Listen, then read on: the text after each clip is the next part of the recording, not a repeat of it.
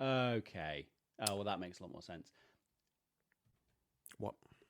You press the button once, it goes to pre-record. What does that mean? I don't know. What it just means is that it's on record pause, and it's not Okay. actually fucking doing anything. Now I'm getting a solid red line. How did you get it before then? We've had one test work. Yeah, because I probably mashed the button with my big old fucking banana hands. You got sausage fingers, this guy. Grill them up, put them in your bum. Yeah. But I miss those YouTubers. Yeah. Game Grumps. I didn't watch him. They're still going. Pay Wubby Wubby. Big bloke. Hey, you lost some weight. Haven't we all? What was that? Do you remember Boogie 298 or whatever his name was? No. Huge bloke. As in Fat. Stomach. Fat cunt. I'm pretty sure he's been done for being a nonce or something now. That's the final evolution of every YouTuber and podcaster. Oh, shit. You got that on silent? Is that the... Yes. Good. It's not on bzz either. I think mine is either. On vibrate is the word I'm looking for. Shall we test that? Nah. Tedward. I think it's safe to assume that neither of us are Ollie Script or Ollie. Ollie Script. That's all I am to you. Yeah, that's all you are to me. Yeah, valid. Let's...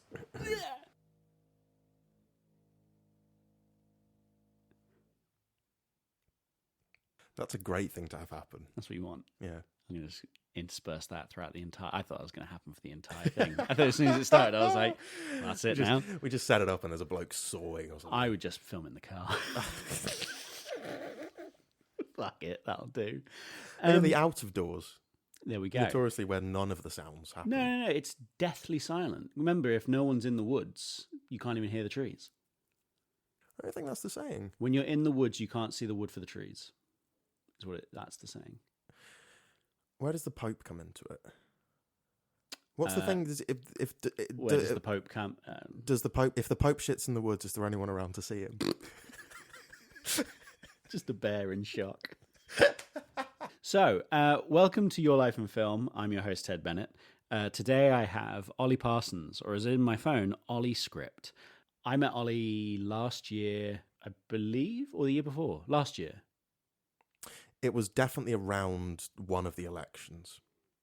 Which one? Whose? Presumably ours. Okay. I was looking for a script supervisor for a film I was making, and a woman I randomly bumped into in a coffee shop said, I've got a friend who needs a job. And like any good script supervisor, Ollie lied and said he could be a script supervisor.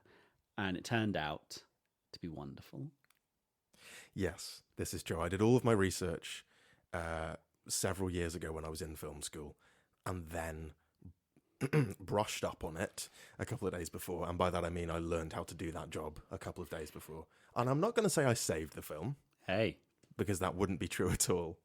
But you didn't fuck the film. I did not, that is true. When Ollie and I first met, it was in a coffee shop, and it was meant to be a quick meeting to see whether if we got on good enough for the fucking thing. And in the end, it became very clear that he and I were on the same level when it came to talking bollocks about film. I think it was, 3 hours of talking bollocks about film. I was wearing a Texas Chainsaw Massacre t-shirt with Black Flag, the punk band on it, and you liked both of those things. I do. Probably still do. Partial, yeah. So it was a match made in heaven, if you will. But obviously in the last year and a bit, we've been talking films, and I've followed his letterbox, he's followed mine. That's true intimacy, by the way. That's how you know the start of a relationship is following each other on Letterboxd. Yeah. This is not a sponsored ad for Letterboxd. Letterboxd, if you're listening, do something better with your time. So... Letterboxd, if you're listening, Letterboxd, fix your app. Oh, whoa, we want them to be a sponsor. Wow, wee woo. Thank you, sir. What's wrong with their app? Ad trivia. What's wrong with their app? Yeah, they've just twatted it about, haven't they? Have they? They've changed the app so that reviews are like buried. So you have to press a second button, and I only want to press a one button. No, you go in. Yes. You go to the film. Yes. And then there's the 3 coloured boxes. Yeah, that's too many things. It used to be, if you go on the website or you go on the old app, you just scroll down and all of your mates' reviews and all of your popular reviews are on there. and that's just easier because you can see it. Oh, I prefer it being in its own separate thing because I don't necessarily want to read what other idiots have thought about the film. So you're And not. when I say other idiots, I put myself in the idiot category. You're not. Yeah, hence other. Yeah. Yeah. So you're not going to a movie review website to read reviews. I don't use it as a review site. I use it as a logging site. Yeah. Yes, like a beaver would. Because I'm a logger. Yes. A lumberjack, if you will. And you're all right. I'm a lumber Ted. And yeah, so I don't leave reviews. I'm always almost tempted last night when I watched The Fourth Kind. I gave it a half star. Mm-hmm. Only because you can't give 0 star. Mm-hmm. And I was going to leave a review like, nah, mate. That was genuinely going to be the whole review. And just that. But then I thought, like... I see why you didn't. Yeah, because it would have been too verbose for some audiences. No one's going to read that. No one's going to read the whole thing. Do you remember when... Was it I think it was The Guardian, when the movie Cats came out. They notoriously gave it 0 stars, which had never been done before. I mean... Have you seen it? No, and I feel bad because a friend of mine worked on it. Post-production, back end, real far back end. So it's his fault. So it's all Dave's fault. Yeah. So, I mean, it's not Dave's fault. It's someone else's fault. Anyway, but that was like his first major credit. Ooh, that's bad. Yeah. And it's really like, I won't watch it, but it would be really nice to see his name in the credits. But you can just watch the credits, surely. Might have to hear one of the songs if I do that.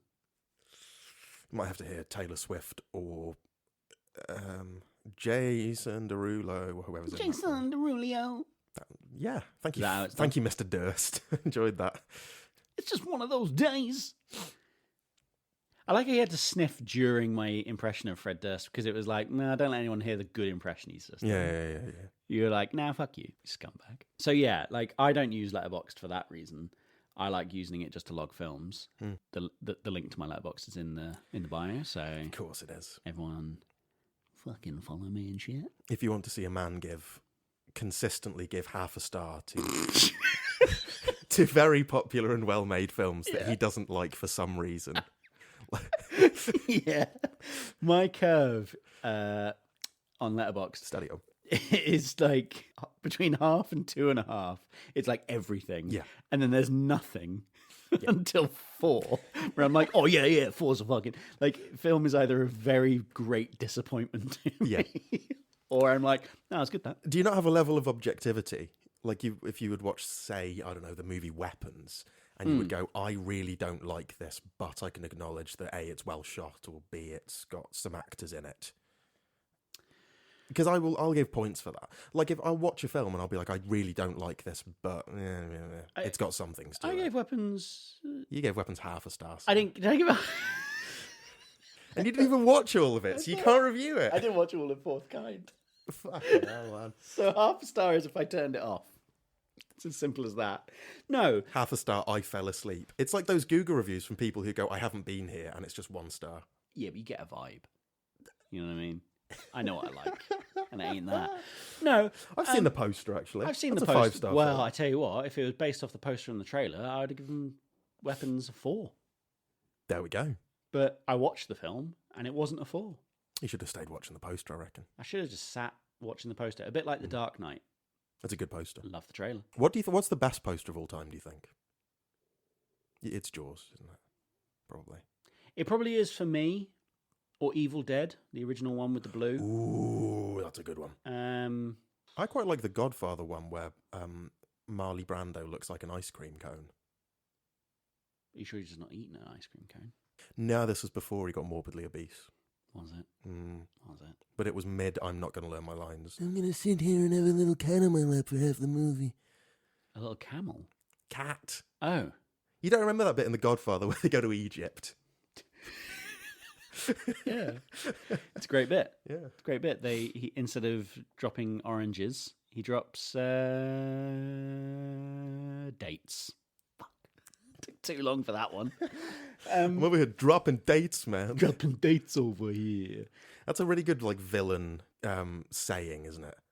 Hey, I'm going to drop a date on you. Oh, that's just Calendar Man, isn't it? Also, That's what I'm I'm going to thinking drop a of. date on you. Also sounds like you're In love. Gonna take a shit. Uh, But is love and pooing not the same for you? uh, It's a relief when it's over. Fun in the moment, a relief when it's over. Yeah, there you go. There we Lots are. of wiping afterwards. Yeah. Yeah. Right? Blood if you're lucky. The smell. I mean, The unlucky. smell. The I tell you. smell. God almighty. I light a cigarette after sex. Yeah. Do you smoke after sex? I don't know. I've never checked. No, don't like that. Is that a friction burn joke? What's going on here? It's an Austin Powers joke.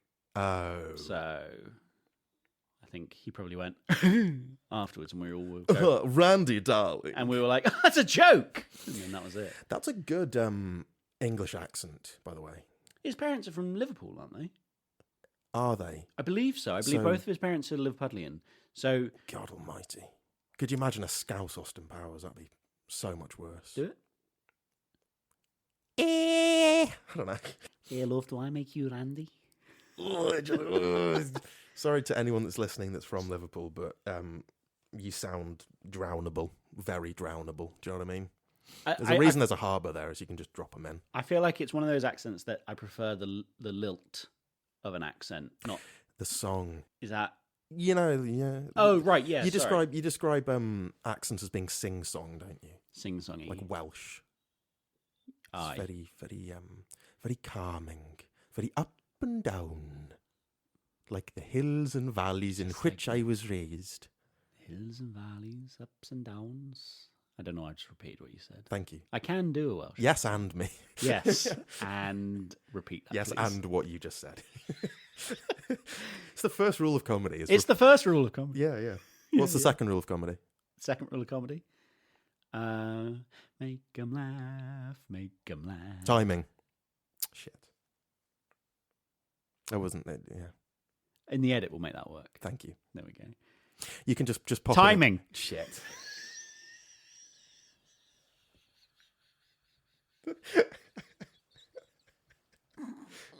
You stupid ass. Honestly. Got him. So anyway, yeah.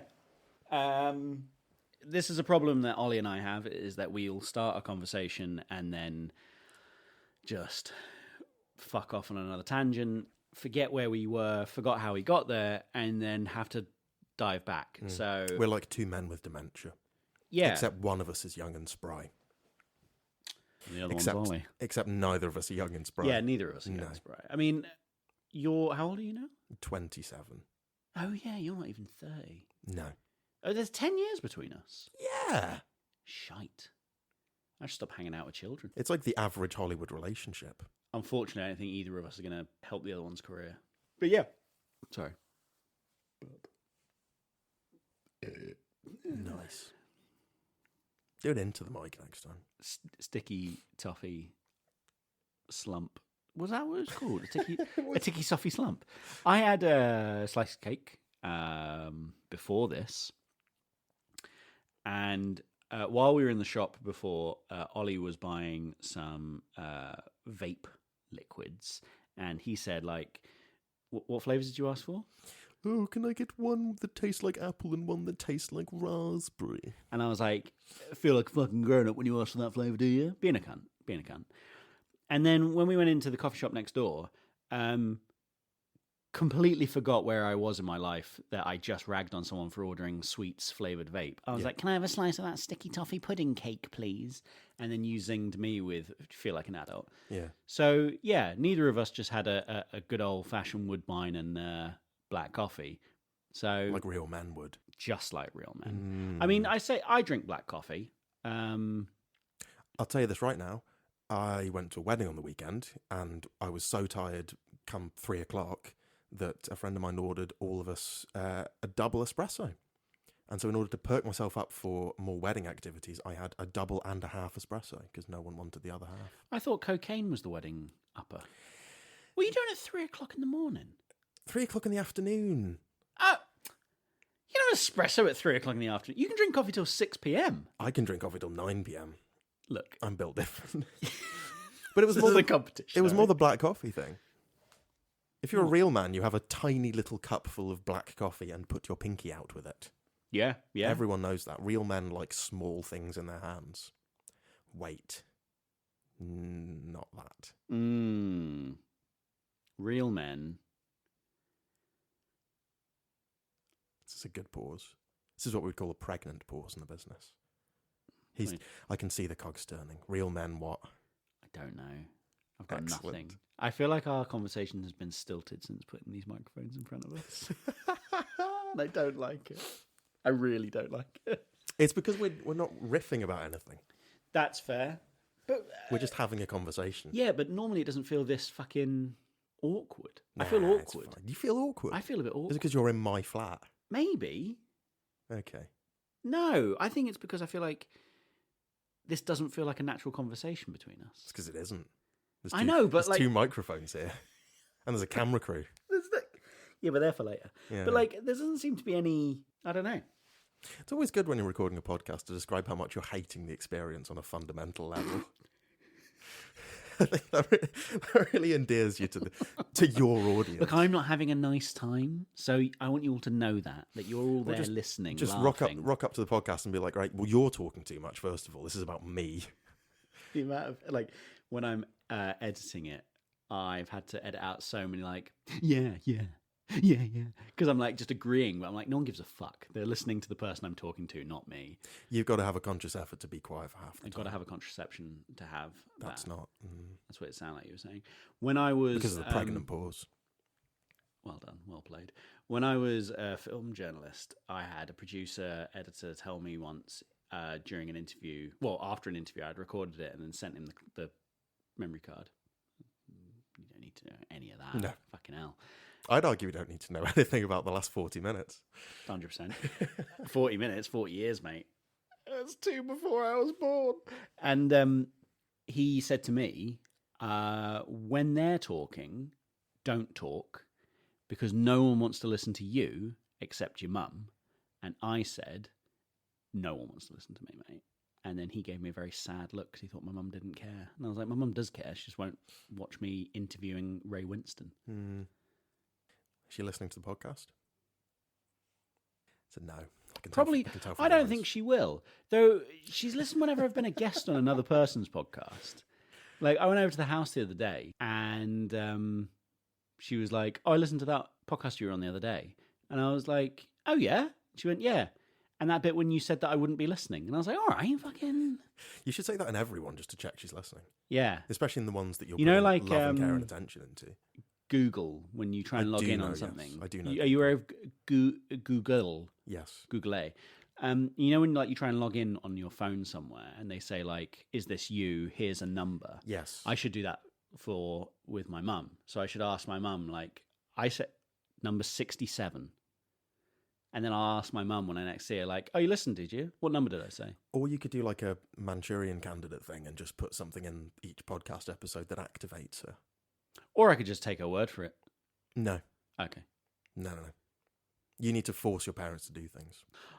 To be honest, nah. They catered for your last film. All right. So tell everyone my business. They did. They did the breakfasts. Although we have known each other for a year and a bit and we love films, we haven't actually been to the cinema that often together. This is true. We saw Monkey. We saw a singular monkey. Yes. Yeah, just the one. We went to a really shit zoo and saw one monkey. I mean, what's a zoo if it's not a live cinema? I don't know what that means. Nor do I. No. Well, no, we've seen, 4 films together, I think, and you've hated all of them. Yeah. We watched Seven Samurai. Yeah, not in the cinema, though. Oh, okay. Then yeah, I've hated every film ever. Yeah. What did we see? Nosferatu, which you hated. Dog shit. The Monkey, which you didn't hate, but mostly didn't like. I think I was expecting it to be a lot darker. So when I came out, I was very upset with it. Well, they didn't turn the lights off in the cinema. That might be why. I just thought physically it should be darker in here. There was Sinners, which you also hated. Yep. Yeah. Whoever did the colour grading for that doesn't know. The colour grade and the lighting, they don't know how to light dark skin. Yeah, basically. And everybody's face in the daytime was completely washed out. Yeah. And I couldn't get on board with that. That really annoyed me. It's Plus, a bizarre one, yeah. It's almost a good film. oh, it's almost a good film. I think if you'd gotten rid of the whole Dusk Till Dawn sort of, Just take out the vampires. take all of that out, and it's just about two brothers that came back after having like robbed both the Italian mafia and the Irish mob, and now they're going to set up their own thing back home, and then it all fucking goes horrible. That's a great film. Yeah. But I feel like making it a vampire film was almost like, oh, okay, you've not even done a scary vampire film, and you've left it so long for us to even... It's like, yeah, it begins in the third act, doesn't it? Yeah, and you're like... There's like a sprinkling of Jack O'Connell in there, Yeah, I don't know. but not really anything. What was the other film? I don't remember. I think, is it just those three? Nosferatu was the first film we saw at the cinema together, wasn't it? Yes. But there was four of us. It was me, you, Soph, and Kirsty. Was there one that me, you, and Kirsty went to see? Just us three. Yeah, there was. There was that film festival where all the films were bad, except for yours, which I'm contractually obliged to say. Yeah. For at least another 30 years. So with us having a very weak film history when it comes to cinema visits, Yes. it's no surprise that I don't know what was the first film you saw at the cinema. You don't know jack about fuck, mate. It's fair. Yeah. It's fair. 100%. We could probably turn this off now. No, go on. Answer the fucking question, cunt. What was the first film I saw in the cinema? That's a really good question. It's almost like I've asked you a while ago, so you've had time to prep. Yeah, and I still don't know the answer. That's great. I get the feeling that the first film I saw in a movie theater. I don't know if you remember this. It was called Hoodwinked. Do you remember that? Yeah, with everyone in it. is Gene Hackman in it? Probably And Ray Romano. from Ice Age. Yeah. It's a good Romano. Thanks. No, Hoodwink's got everyone in it. I watched a clip from it the other day again, just randomly, and the animation looks like shit. Yeah. Because they spent $0 on it. The script is bizarre and also kind of funny, but the voice cast is stacked beyond belief. And for the life of me, I don't know why I went to see this in the cinema. Probably because my dad was like, "You'll enjoy this." Yeah, you're a kid. Like Because I was a kid and I was a big Gene Hackman fan from an early age. you'd seen Tenenbaums. Yeah. You were like, "What's this guy been in? He's Yeah. good." First film I ever saw, Mississippi Burning. I've not seen that film even now at 27. Oh, really? Yeah, It's good. I've seen both French Connections though. I've never seen two. He goes to France maybe, For real? or Italy. He goes to a different country and then gets injected with heroin or something. That's like an episode of Starsky and Hutch. Yes. There's an episode where Ken Hutch gets shot up with heroin. That's his name, Ken His Hutch. name's Ken Hutch. Ken Hutchinson. No. That's hilarious. Yeah. What's the other one called? Not Richard Starkey. Damn it. I was really hoping it would be. Starsky is David Starsky. Yeah. That's a normal name I knew almost. What's Huggy Bear? What's Huggy Bear? Ethically ambiguous, jive-talking Huggy Bear. I don't think he was that ethnically ambiguous. Ethically ambiguous.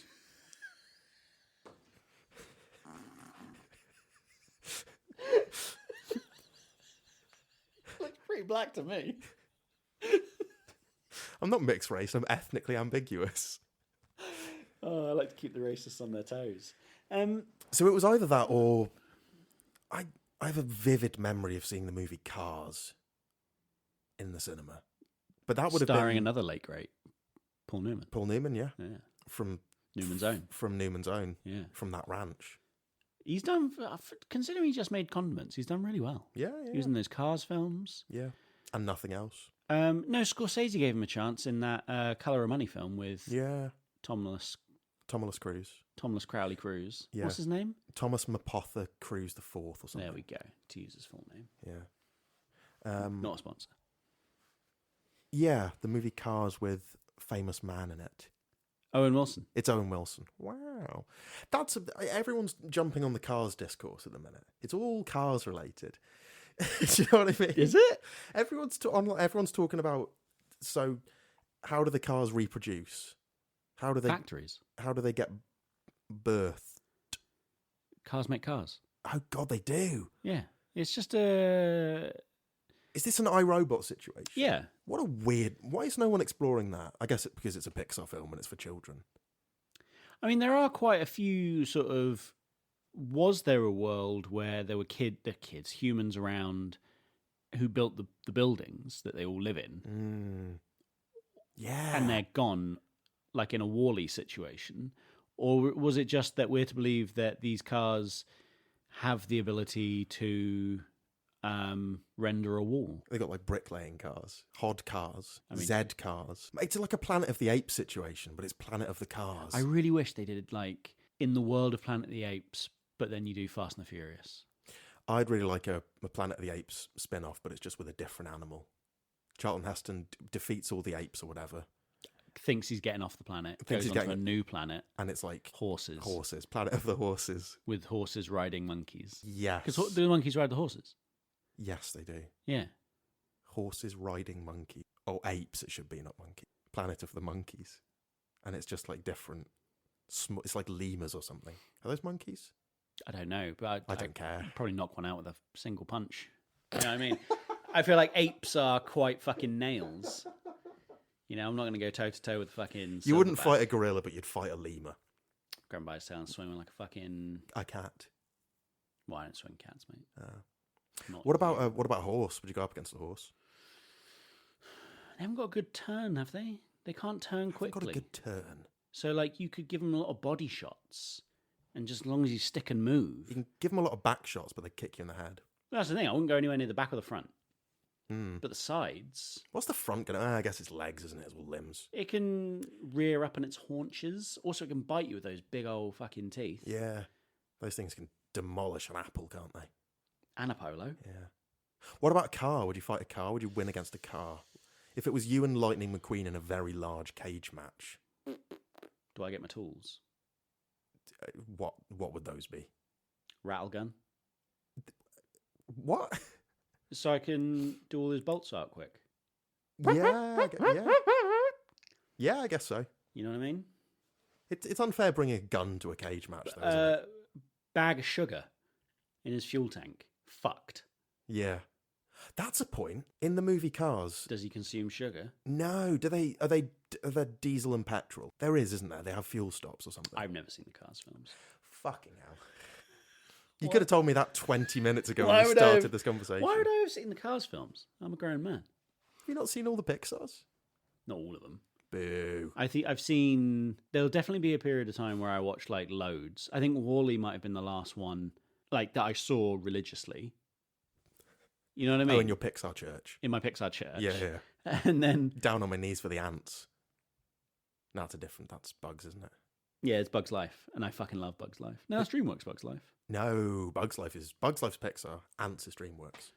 And one of them's got notorious sex pervert Kevin Spacey in it. The other one's got notorious sex pervert Woody Allen in it. Ooh, So that's worse. pick your fucking Oh, poison. no. It's almost as if Hollywood's full of fucking creeps, maybe. Yeah, I guess this episode right now. But Yeah, if you don't hear from Ted or I in the next few weeks, it's because we've been shot by Mr. Hollywood. or because you just didn't know we existed in the first probably place. all that. Probably just haven't posted anything online because we're normal cunts. Mm. I really enjoyed Bug's Life as a kid. It was like I was way into it. Who ordered the poo-poo platter? It's a good joke. It's a great joke. Which of the bugs would you fuck, though, is the real question. Because everyone's got, like, a character in each of the Pixar films that they'd have sex with. Except maybe Up. That might be the exception, because that's a boy and an old man. And a dog. His mum's in it, though, at the end, isn't she? I was about to say the wife's also in it at the beginning. She's just dead later on. Oh, yeah. I want to do a Finding Nemo sequel. There is one. Okay. Well, let's leave that there, Yeah. shall we?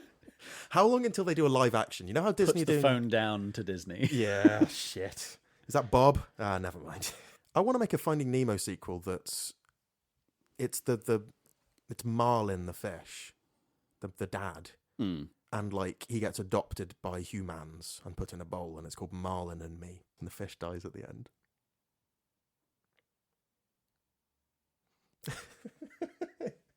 It's got Owen Wilson in it again, but as his character from Cars. You could bring them all together. You've got a live action film.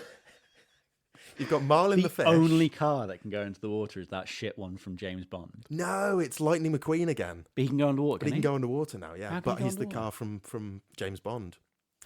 James Pond! That's a game. Is it? You never played James Pond? There's 2 games that were on the Mega Drive called James Pond, and you play as a tadpole. I think he was a tadpole.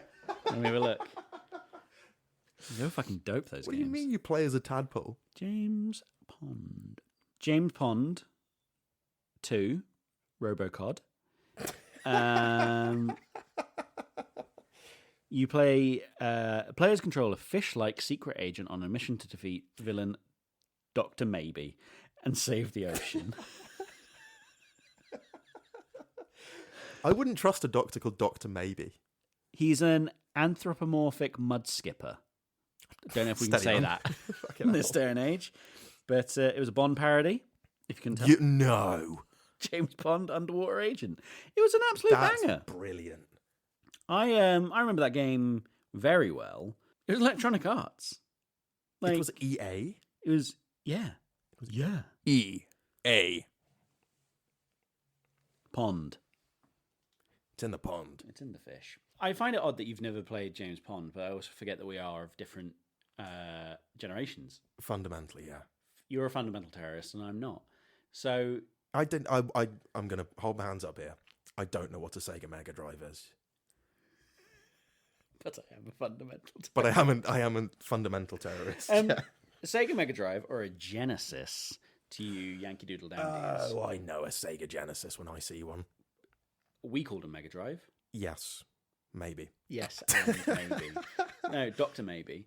And yeah, because we're different generations, I forget that you don't have those same like reference points as me with like James Pond. Mm. And it is quite interesting that like the Cars and the Hoodwinked, that they're just films that I would have been too old for, if that makes sense. Yeah, does it age you to know that the first film I saw in the cinema was probably premiering while you were going to work? What? I was 10. Oh, no, wait. No, I was 10 when Cars came out. It was 2007, right? 2006, 2007? I would have been 10. So you would have been going to work. I would have been hop, skipping, and a jumping down to my local cinema in my big boy trousers. Wait, I was probably working at the cinema. Oh, fucking hell. I was working in the cinema 2008, 2009. Okay, So how old are you in then? 11 and 12, Wow. simultaneously. I would have been IDing you to get into a fucking 12 rated film. You wouldn't have, let's be honest. Oh, depends who was around. Really? Yeah. So I remember being a bit of a prick to work for or to work with. I don't know. What's the one? I was an arsehole to hire. You know what I mean? Like, I just didn't. I never gave any of my bosses or supervisors a fucking break. I was just an arsehole. You're a menace. Yeah. And, you know, I'd like to think some of that's changed. That's why I don't have a job. But, No, that's what they call you, Ted Bennett, local menace. yeah, exactly. Tennis the Menace. And didn't even go for Tennis the Menace. No. And, like, I remember I ID'd some kids once.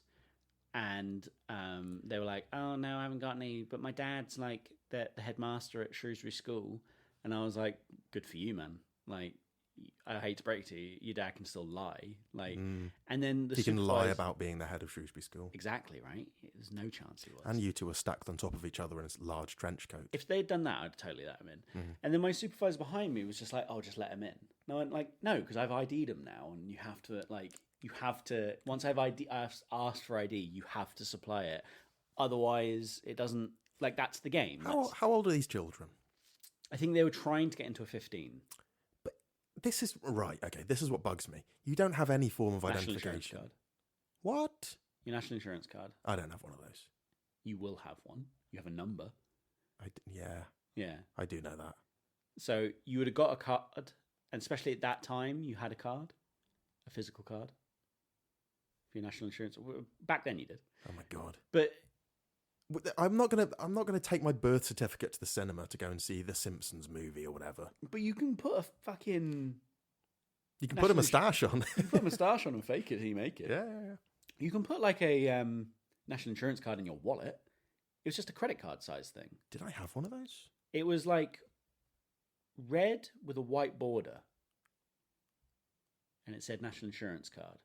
And then it had your national insurance number. I don't know what that Which I'm not is. going to read out loud. No. Thank you. I do like having my identity, to be fair. If someone wants to pay my tax, that's their business. Yeah, actually. But,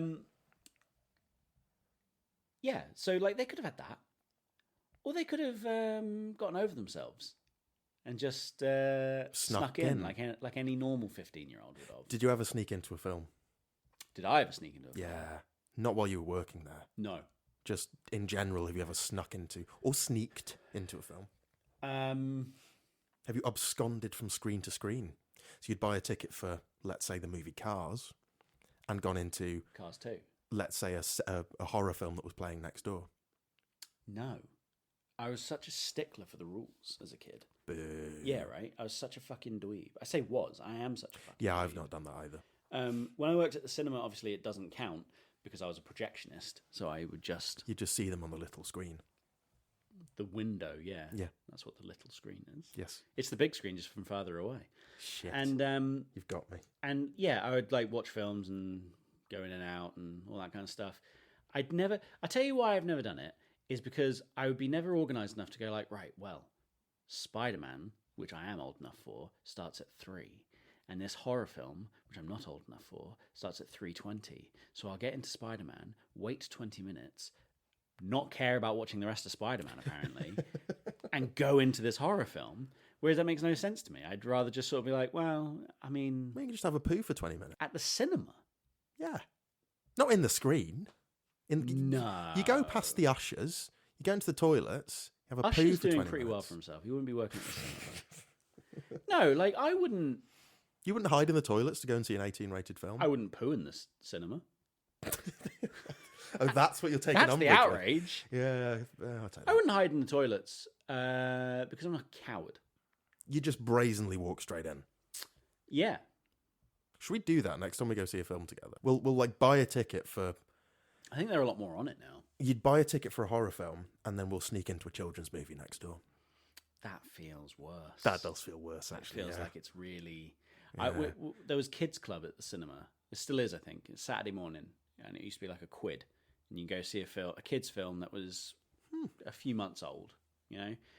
And a couple, just in their 30s, wanted to see the film.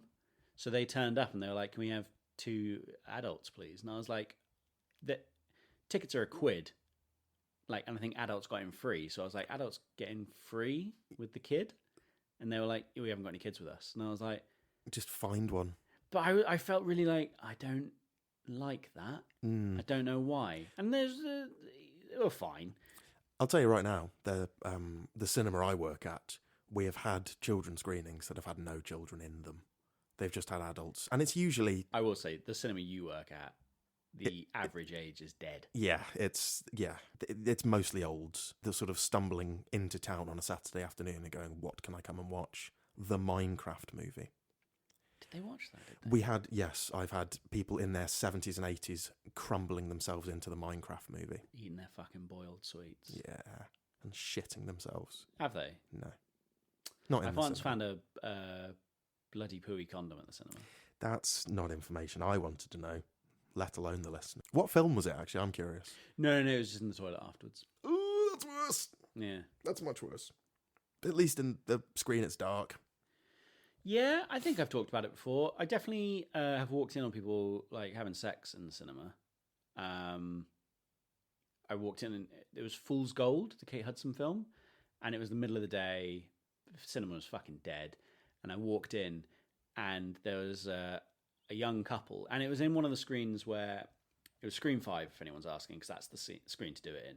Because when you go in, is it Screen 5 at any cinema? no, Screen 5, Shrewsbury Cineworld. Excellent. And because when you go in to Screen 5, there's a bit of a wall to your right that goes just a bit further than you'd need to go unless you were going to sit in. So if you were just going to do a screen check as an usher, you're not going to go further than that. You're just going to go in, watch the film for 5-10 seconds, and then fuck out. Mm-hmm.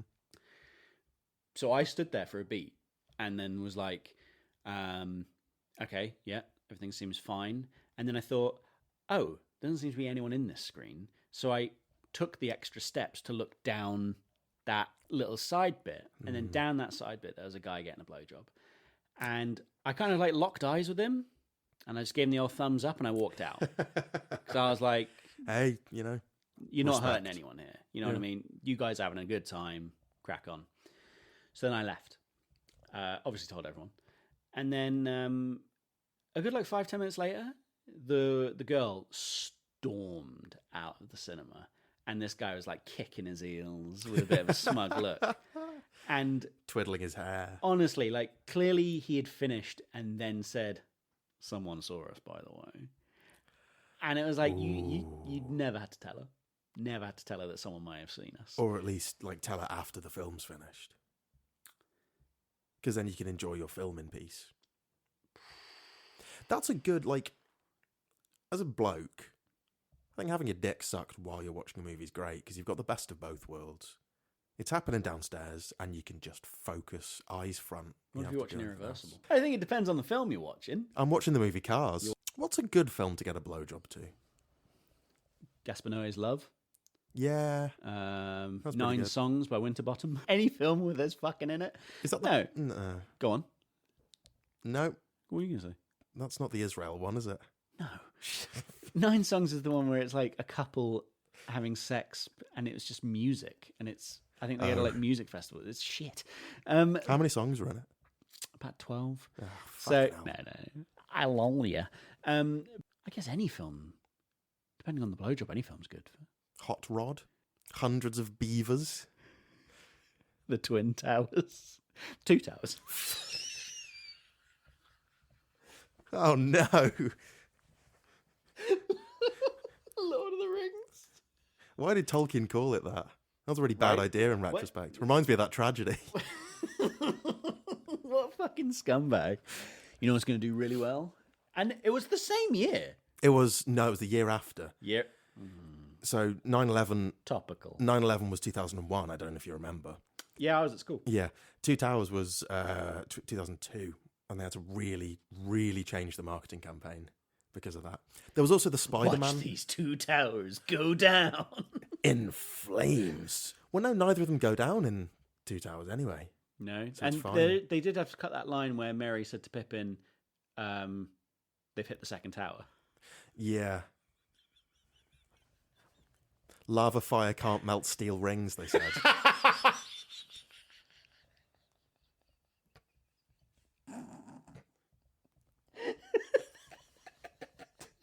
This is all staying in. This is all staying in. Oh, excellent. But no, they changed the marketing for Spider-Man. Spider-Man. Yeah, because of Spider-Man. There was the thing where they webbed up between the towers. Beg your pardon. Caked up, webbed up. It's all the same. They webbed up between the towers and caught a helicopter. Yeah. I remember that trailer. Yeah.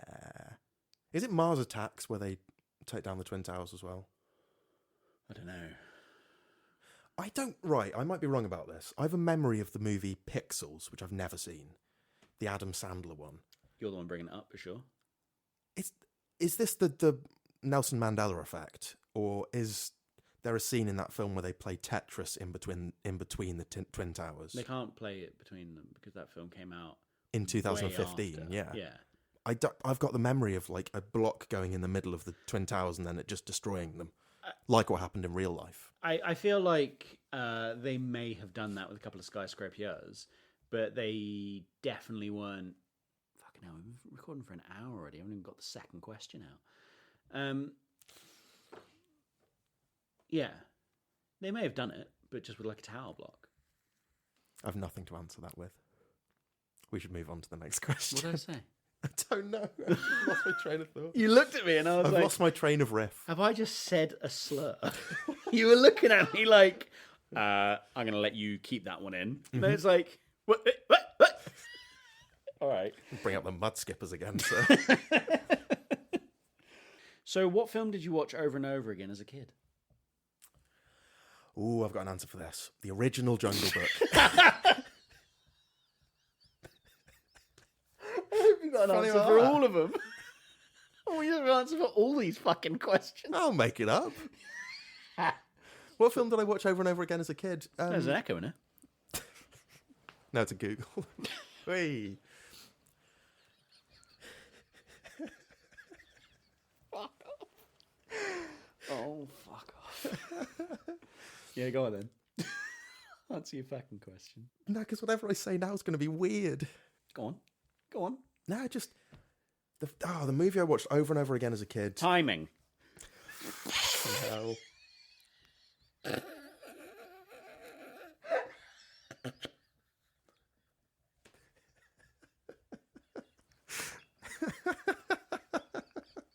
Well, I'm glad you've made yourself laugh.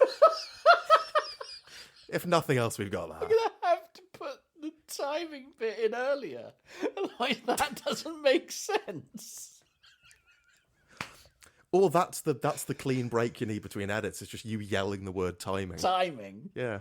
Go on. So, yeah. What film did you watch to death as a kid? I tell you what, I had a VHS of The Jungle Book. The original Jungle Book. Oh, the 60 something one. Yeah, the Louis Prima one. Yes. Yeah. For years I thought that was Louis Armstrong. The guy that landed on the moon. Louis Armstrong. Louis Armstrong. Isn't the man who landed on the moon. No. But I thought it was him doing the voice, because it sounds very similar. Okay, for a moment I thought you had genuinely got those people mixed up.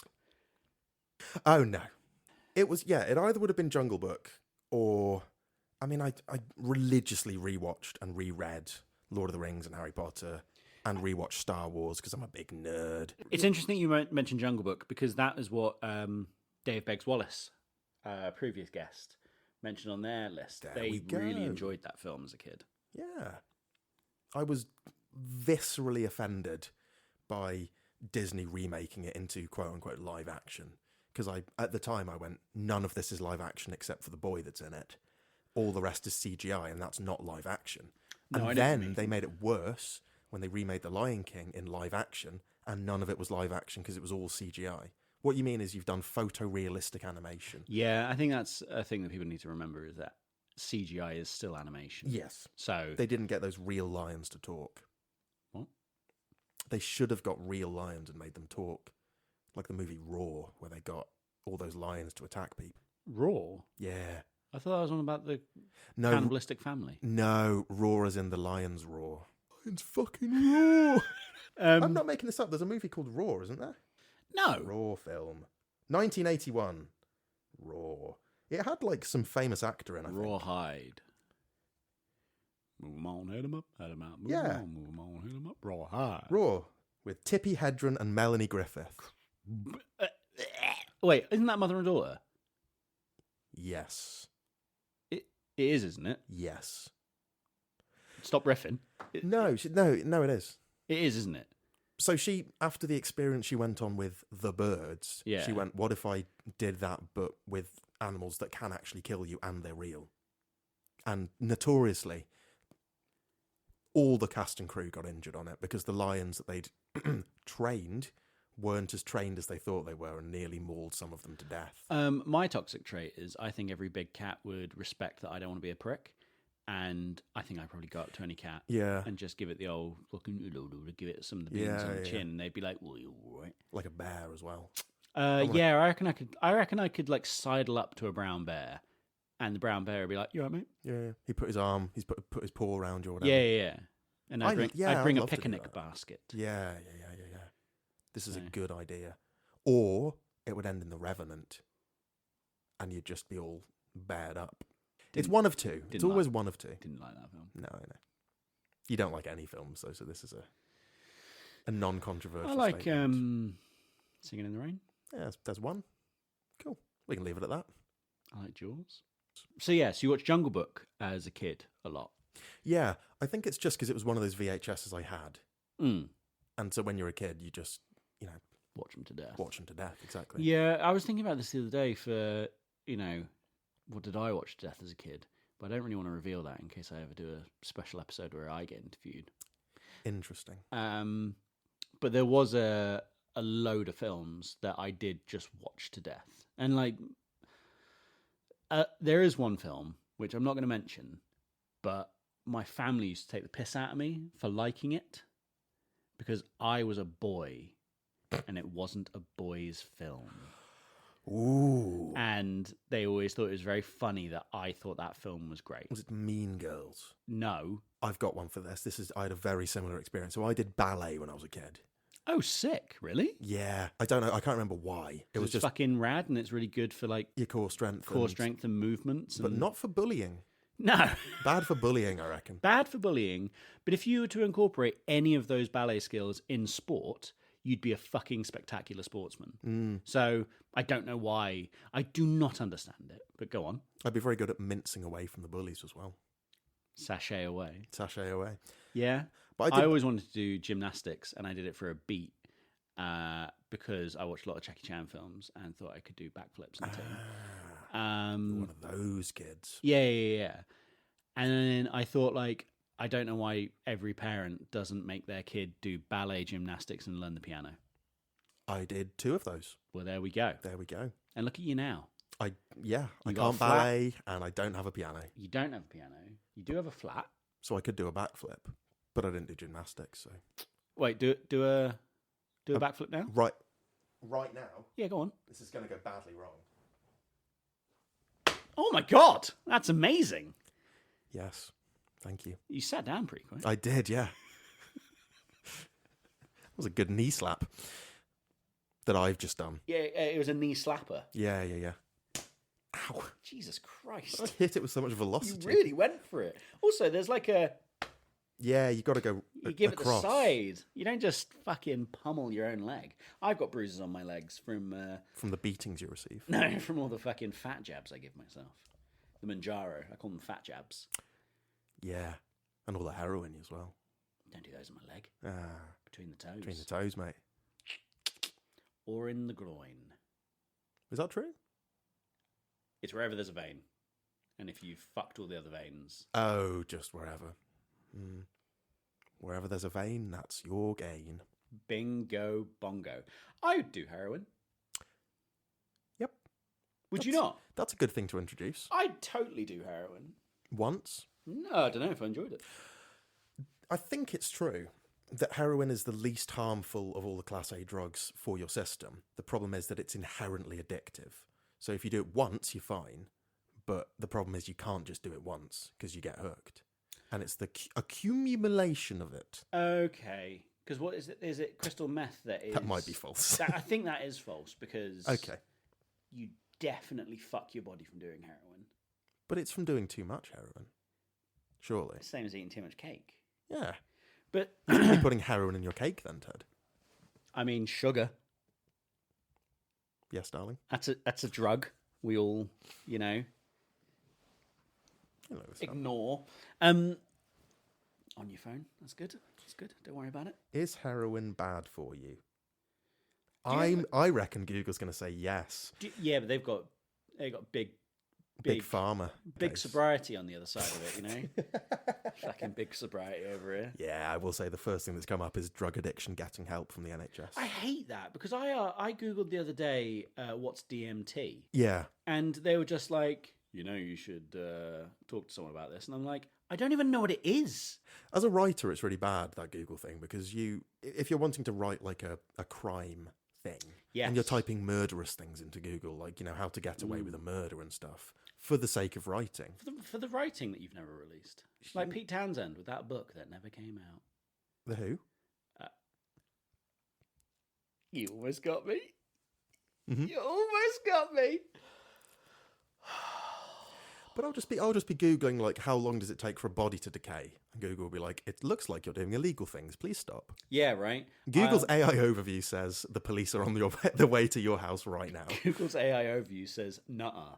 I got really panicked once because, you know, there's the actress Morgan Fairchild. Yeah. She's like that 80s sort of blonde, you know, she was always that, like, the attractive woman in all those, like, sort of shows in the 80s and whatever. Okay. Anyway, I'd wonder if she'd ever done anything nude. So I typed in Morgan Fairchild naked. And then I got a Google alert, like, you know, paedophilia is wrong. And I was like, yeah, man, but show me Morgan Fairchild naked. And then I was like, oh no! You wouldn't be a model if you had like the word child in your name, would you? Well, it might be a safe bet. No one's going to Google that, apart from this dickhead. Yeah, apart from this guy. Yeah. You turned off safe search and everything. I did it on the private browsing and everything. Private browsing. So, Yeah, got to salute but the man. it's yeah. But then again, Tracy Lords, they don't tell you don't go searching for her. Who's that? Tracy Lords is the actress who started her career as a pornographer. At 14 or 15. I did know this. Yes. This is bad. So there's one video where she is of age. But if you see any of the others, then you're watching an underage girl I have don't sex. like that at all. Huh? I don't like that at all. That No, makes me it's uncomfortable. it's so horrible. Like, Isn't there a Phoebe Cates film before she did the one where she got her kit off, where she gets her kit off and she's like 16? I don't know. It would be really nice if blokes weren't weird. It's a controversial take. I know. I should have saved it for later when it was what's your controversial opinion on a film. You could be like, I wish blokes weren't weird in film. But in real life, it's so odd. I don't In real life, blokes are weird. Them is weird. Yeah. Whereas in the movies, they're always fine. I condone every man that's ever done anything in a film. I'm going to cut that. Get rid of the film bit. I condone every man. Don't think you are. I think my lawyers will be on the phone. You can afford lawyers, can you? Nope. I'm 27. Who do you think I am? Jesus Christ. So yeah, it's was it just The Jungle Book? Yeah, I've not seen any other films. Interesting. No, that's a good question. I don't know. I was always a big Star Wars fan, Yeah. and it was always the prequels that I liked the most because I was a child and there was the most. Yeah, they were the lightsabers. ones that were made for you. Yeah, they're not good, but I liked them. And then They're fine. Harry Potter, always the Harry Potter films on repeat, which is weird because they were still being made while I was a child. Yeah, that's weird. I don't think I had any other VHSs as a kid. I think I just are had you lolling? those. You only had one film. You had The Jungle Book. I had, I had The Jungle Book, I had Harry Potter, I had Star Wars, and then a friend of mine went, "You'd really like The Lord of the Rings." And I went, "It can't be as good as either of these two things that I've read." Can't be as good as fucking Jungle Book, man. And then I watched fucking mug. I watched Legolas surf down an elephant or like surf on a shield down a flight of stairs, and it shit myself. That's so weird. I remember seeing those films at the cinema. I could not give a shit about those films. Like, I saw 1 and 3 at the cinema. But not the second one. Yeah. On account of the tragedy that happened. Exactly. I won't condone it and I won't give money to the terrorists like you. Now, I watched the first one at the cinema. I enjoyed it. Like, I thought it was fine, but I didn't care. You know what I mean? It was like, oh, that was fun. How old were you?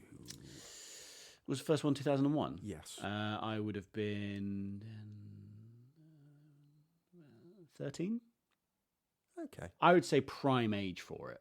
I was 3, so I wouldn't have seen it in the cinema. Hideous. Because there's some scary stuff that happens. So I saw the first one, didn't see the second one. For a long time, didn't see the second one. I don't think I saw the second one till like after I'd seen the third. That's depressing. Eh. A lot happens in the middle that you've missed. And then I saw the third, and I was so angry with it because it had like a dozen fake out endings. It does have a dozen endings. And yeah. I remember being sat there and being like, good to go the second this credit started rolling. And then it came back on. I fucking slouched back in my seat. And I kept doing that every time. I was like, oh, fuck's sake. Do you know what's irritating about that as a Lord of the Rings fan? Is they don't even do the ending that's in the book. Right. Like, that's another thing I've heard is that it's like, it's not that true to the books. No, they go back to at the end of the Lord of the Rings book, they all go back to the Shire and it's just been desecrated. And Saruman's there and little Wormtongue's there and all the little hobbits are basically being put into slave camps. They cut down the party tree in the middle of the green. It's horrible. And they decided not to put that in the film because they went, well, we've had a huge battle.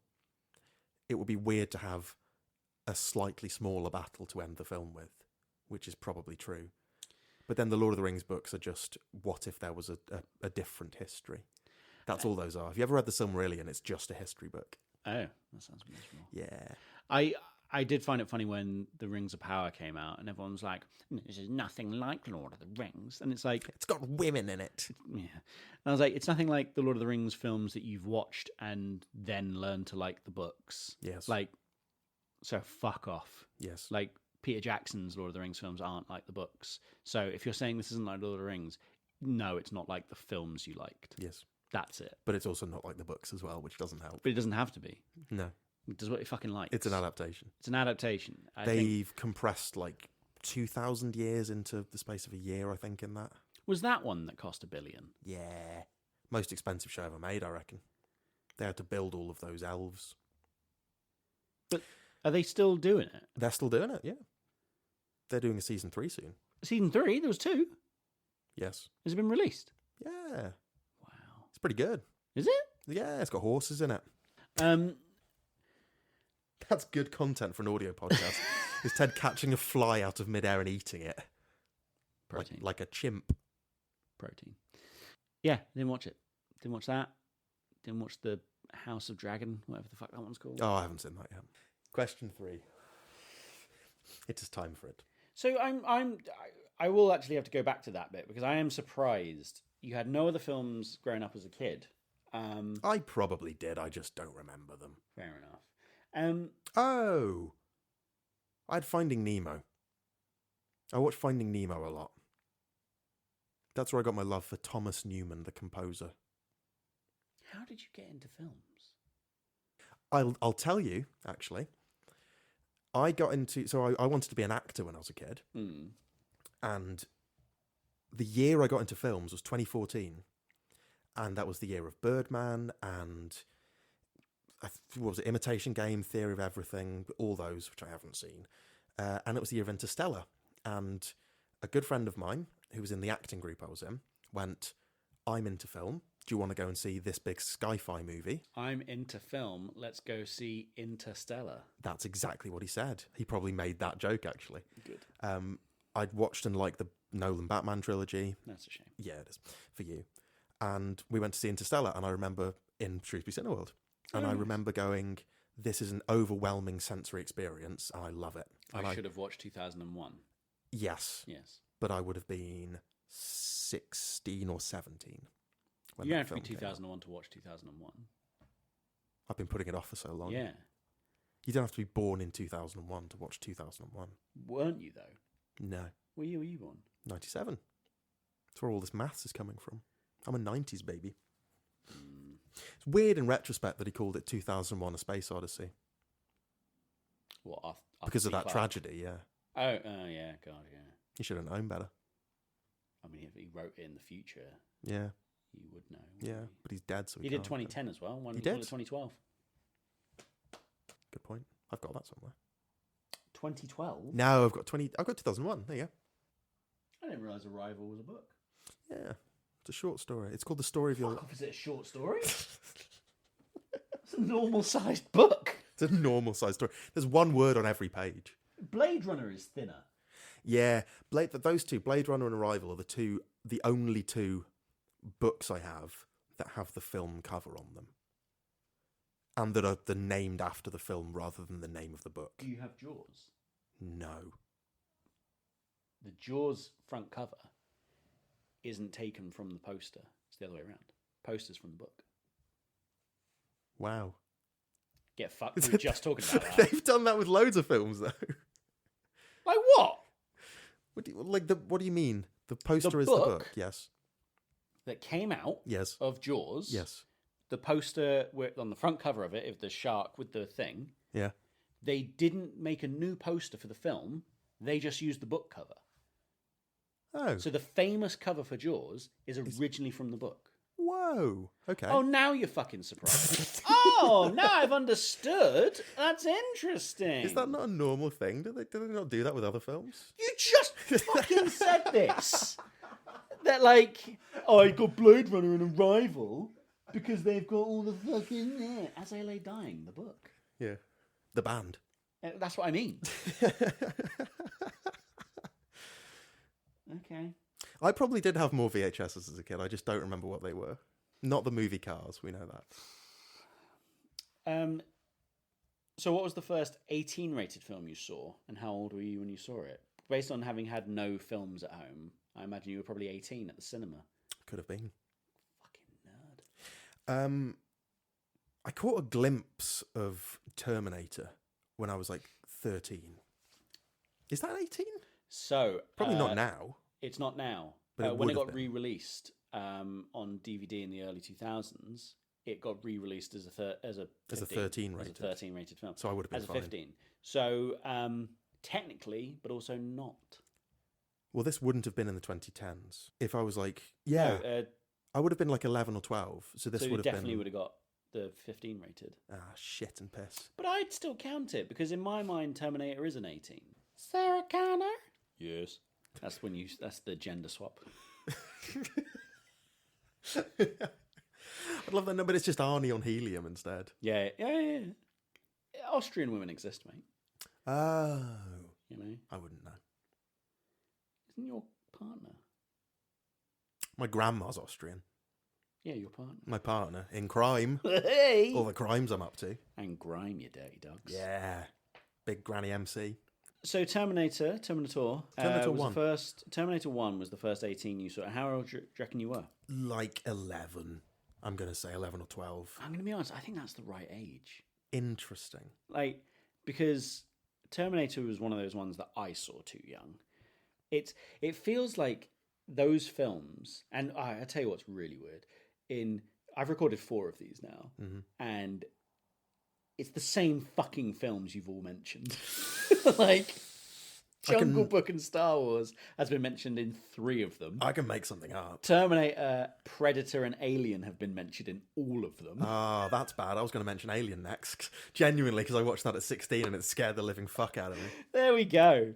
But I can make something up. What's an 18 film? Name an 18 film. Emmanuel, I watched the movie Emmanuel. what was your favourite scene? Don't know. I've not seen it. No, you riff. Yes, and man. No, and. Ask me. Okay. What's an 18 film? Timing. So Fucking hell. the Terminator at 18, I do think is the right. Not an 18, 11. You're not even listening to me. You're too busy thinking about What did I timing say? again. 18 at. Watching Terminator at 18. There you go. Watching Terminator at 11, I think, is the right time because I think that film. It's not that spooky, like, and other than him getting the eyeball out, like, I don't think it's that gory. I didn't even see that bit, though. That's the thing. I watched probably the first hour. And do you know what? I wasn't, like, my mum and her partner put it on because funnily enough, because he wanted to watch it. Obviously. And I was just standing in the doorway like a ghoul. And I'm watching it.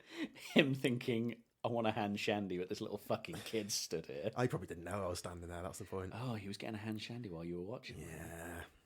The Sperminator, they called him.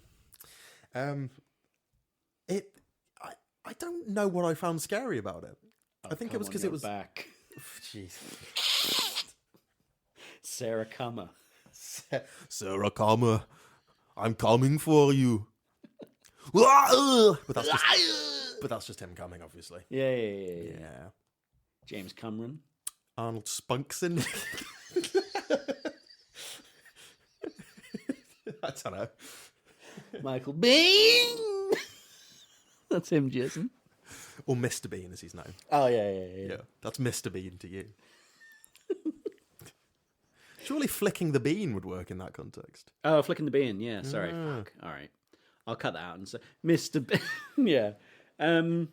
What Yeah. you've done there is you've cut it out and then failed to make the funny joke. I'll just cut out all your funny jokes. How dare you, sir? You'll be left with no podcast. But no, I don't know what I found scary. I didn't even get to the eye bit. Because there's not a lot scary in T2 either, unless you find blokes morphing scary. Which No, I I think- do. Right. I think the taking the skin off the arm in the second one is like meant to be spooky or Yeah, it's a bit spooky. graphic. I guess Robert Patrick is quite fucking creepy in it. Yeah. And in real life, maybe. No, I think he's all right. Okay. Edward Furlong. What might be creepy is that his teacher then went out with him after that. Yeah, that is weird, isn't it? Yeah. But it was the 90s. He was 18, right? No. Oh, no. He was like 14. Oh, no. Yeah. That's less good. It's weird. That is weird. I don't condone that. Hey. It might be a controversial take. You keep your opinions to yourself, buddy. Excellent. Not political in this one. So Terminator, I think, is actually one of those ones that you should watch at a younger age. Like Die Hard's another one that I don't think you should necessarily be 18 when you see Die Hard for the first time, or Alien or Predator or any of those. It's fun to be a kid and hear someone saying the F word. Oh, also those films are like Charming. they're charming, but they're also like not childish, I guess, but they're not adult films. No, they're cheesy. Like, you know, none of what's happening is real because you're watching it on a TV screen. Yeah. Mostly. When I was a kid, I would think that if I stood close enough to the TV and then looked down, I could see down blouses. I was a dog from day one, boys and girls. But instead you got sucked in, like in the movie Poltergeist. Sucked off. Okay. That's why we can't have a video player anymore. Well, I mean, what age would you let a child watch Gremlins? There's the question. If you were to have a child appear... Up here? Naturally, yeah. Like the stork drops you a little shiny baby boy. Christ, throwing the ribbon. A little boy? Gonna That's Moses, the worst. gonna Moses that shit in case he turns That out to is be adolescent. Gun. Yeet! Chuck that gun. Yeah, imagine if you had the adolescence kid. Shut up, little girl. Then again, he'd have an Emmy. So I don't think the character did. I think the character got a beating. no, he didn't. That was they wanted you to think that, Stephen Graham was going to be an abusive dad but he wasn't. because he's working class. Yeah, Yeah. and it's Stephen Graham. I only found out that he's mixed race. Yeah, everyone's doing this. Everyone's finding out that Stephen Graham's mixed race. And when someone asked that about like his character in This Is England, they were like, "Yeah, that was meant to be really obvious that Stephen Graham was a mixed race lad, and it was Really? him dealing with the fact that I he never knew that. never knew that." I just thought token white supremacist. Bingo. I thought it was like, "Oh, you've done a lovely job of being an absolute fucking scumbag." That first This Is England is excellent, and it's now knowing that it's like, oh no, the actor is mixed race, so the character is mixed race, and then the character is having to fight with that and maybe not being happy with, being sort of segregated in his community, so he has to like hold on to the whiter side more so that they don't pick on him. And it's like, well, that's added even more fucking character to that character. Shane Meadows knows what he's doing. That's way more interesting, yeah. What's Shaney boy up to now? I don't know, he did all those TV shows for This Is England. Yeah. But did you see A Room for Romeo Brass? I don't know any of the words you've just said to me. Have you seen A Room for Romeo Brass? Ted, slower and louder doesn't work on me. Have you? No. What is this? It's a Paddy Considine film. I worked with a man who was Scottish, painfully Scottish. Painfully so. And he was ordering a pizza to be delivered to the cinema. And those aren't two words you want to say in a Scottish accent. well, really. he was saying like, can you deliver it to Cineworld, please? And you could see he had to repeat Cineworld over and over and over. But every time he repeated it, he got slower but more Scottish. Yeah. So at first it was like Cineworld, Cineworld, Cineworld. And I was like, the world does not help you, mate. So yeah. It's like that Kevin Bridges, Bret the Hitman Hart. Isn't that? Bret the Hitman Hart. Toronto's a home of Bret the Hitman Hart. And there's English people on the couch going, I don't know what he said. Oh, he's gone too native for me. He's gone too Scottish. I mean, that is true. I was once in a urinal in Newcastle. I'm not going to explain why. Okay. And For that brown ale.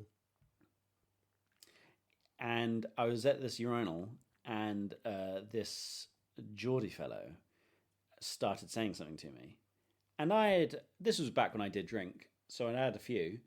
And I looked him dead in the eye, and I went, "I'm really sorry, mate. I'm from London. I haven't got a fucking clue what you've just said." And then he said something else that may have been, "You're a cunt," or something to do with gravy. And then I just sort of zipped up and left. I wash my hands. I'm not an animal. But I zipped up my penis and left. exactly. The big zip that goes down my foreskin. Yeah. And then once I was in Liverpool, and I used to have big old curly hair, and I was at the urinal again. You got a lot of piss stories, haven't you? Look, I'm full of piss. You're a big pisser. Big pisser. That's what they call you. I'm big piss guy. All right. What are you? He's Big Piss Ted. I'm big piss Ted. I'm Little Piss Ollie. Also, the amount of sit-down wheeze I do at home when I go out, it's nice to stand. So I was at this urinal, and this man... I've always said on that point, always have a sit-down piss in a toilet you care about. You know, if you go around to a friend's house, I'm not pissing on the floor. We're safe. We're not in that panic zone. Interesting. Can you not control it? Nah, it's like a fire hose, mate. Oh, yeah, too much power. Too much power. Too unwieldy, isn't it, mate? Yeah. You're going to get a third of it, huh? Yeah. Got no capacity. Oh. It's a strong penis, but weak hands. That's the problem. Where are the hands coming? Oh, right, because you're flailing. Where are the hands coming in? Well, you've got your hands on your hips. Shake it out the zipper and then just hands on the hips it. You're either Christ. pissing straight down or it's going everywhere. I don't think I've ever done that. Just pissed no hands. Standing up. I once took a piss while running forward. Because I wanted to see what would happen. Now, Ted, I hate to ask this question, Yeah, go on. but what happened? I got pissed down my leg. Yeah, there we go. to the surprise of No nobody. one. Yep. No, I was with my buddy Sam. Of this parish. He's been on this podcast. And yeah, I was saying, like, I wonder what would happen if you, like, pissed while walking, because the force of the piss obviously Would slow you down. yeah, stop you running into a wall. It'd be like a reverse thruster. Or Exactly. A liquid brake, if you will. Thank you. You know that bit in the A-Team when they fired a tank in the air to slow down? Oh, and Liam Neeson A-Team. That's, yeah. Jesus Christ. That's what I was doing. That's what you were thinking. You had the same sort of flow power as a tank.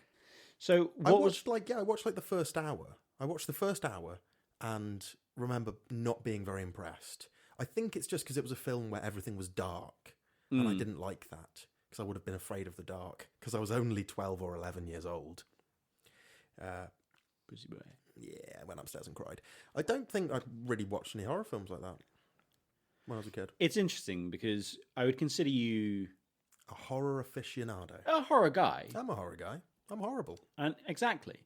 And I consider myself a horror guy, but I couldn't watch a horror film until I was probably mid-20s. Wow, mid-20s. Yeah, like I didn't like horror. Interesting. It got me too good. And like there were certain topics. If it was aliens or ghosts, fucked. Really? Couldn't do them. Nah, ghosts are fine, innit? Ghosts are the ones that got me the most. Because I used to be way into paranormal like books and shit, and I would read a lot about that and about aliens. Those are probably the two that you think are the most believable. Like demons. Yeah. You're like, oh, God, not fucking demons again. Well, I've never been... Not a zombie. I I guess don't I'll walk believe away. in any afterlife or anything like that. I don't have any spiritual whatevers. So those things like the devil and demons and all that kind of stuff, they don't make sense to me because I'm like, well, they can't exist. But then in turn, nor should ghosts. I don't believe that you have a soul. I don't believe any of these things. Yeah. So, But aliens we know are out there. We just don't think they look like little green men from Mars. yeah, exactly. I'll say this. I watched Alien when I was 16, and that scared me shitless. Sorry, Sean Connery's just joined the room. Scared me shitless. He's walked out of beating women and he's come to do this podcast. No, it scared me shitless, and I think it's partly because the alien is brilliantly scary in that. Yeah, yeah. I mean, it's one of my favourite films. I read somewhere that like Giger did the alien design, obviously, and the alien planet. Yes. And they had a completely different designer to do the ship and all the human stuff. Yeah. And I thought, like, so clever. Because it's, even when you've got a designer doing two separate things, there's going to be slight connections between them, just gonna be out of seepage. natural style. But to have two completely different types, that's very clever. I think Giger would have really liked the alien Romulus alien from the end. So 'Cause that's fucking weird. So next question. This man hates alien Romulus and refuses to talk about it. Have you watched Alien Earth yet? No, it looks really good. It looks really good. Sorry, I got confused because you were like, no, it's really good. And I was like, eh? No, I've not watched it. It's really good. Exactly. I watched the first 5 episodes. Okay. Well, that's an endorsement, if ever I heard one. That's like a Hideo Kojima thing.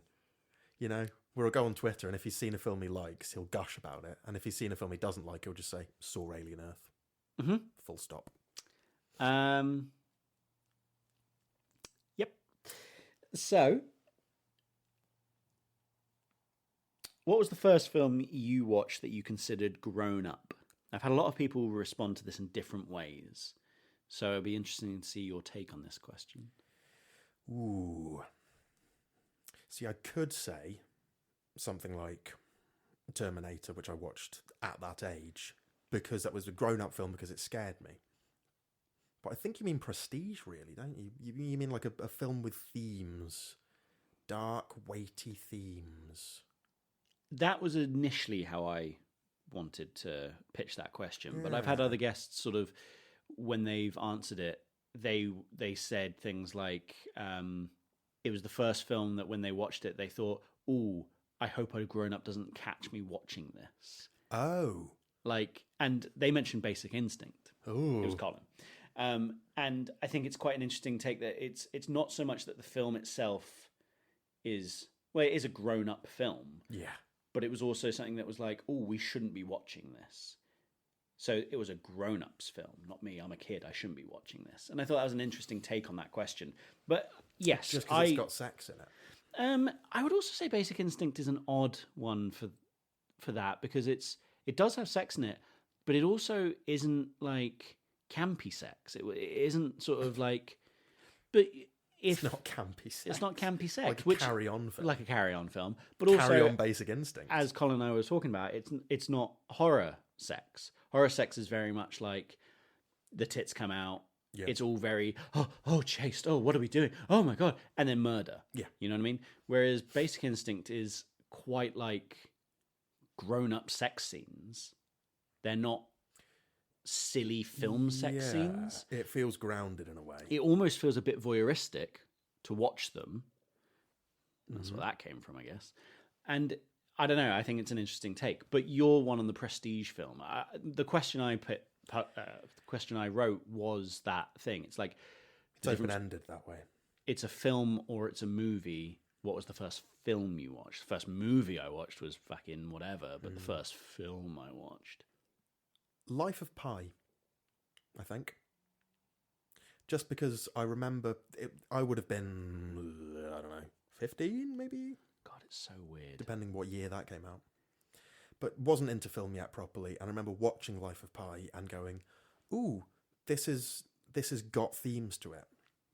I get it. The tiger's not real, maybe. Or maybe it is. Maybe it just was a tiger. It's open-ended. It's about, amongst other things, religion, a man's relationship with the earth, relationship with himself, with his delusions. And I remember going, wow, I didn't know you could tell all that stuff and have a big whale jump out of the ocean at the same time.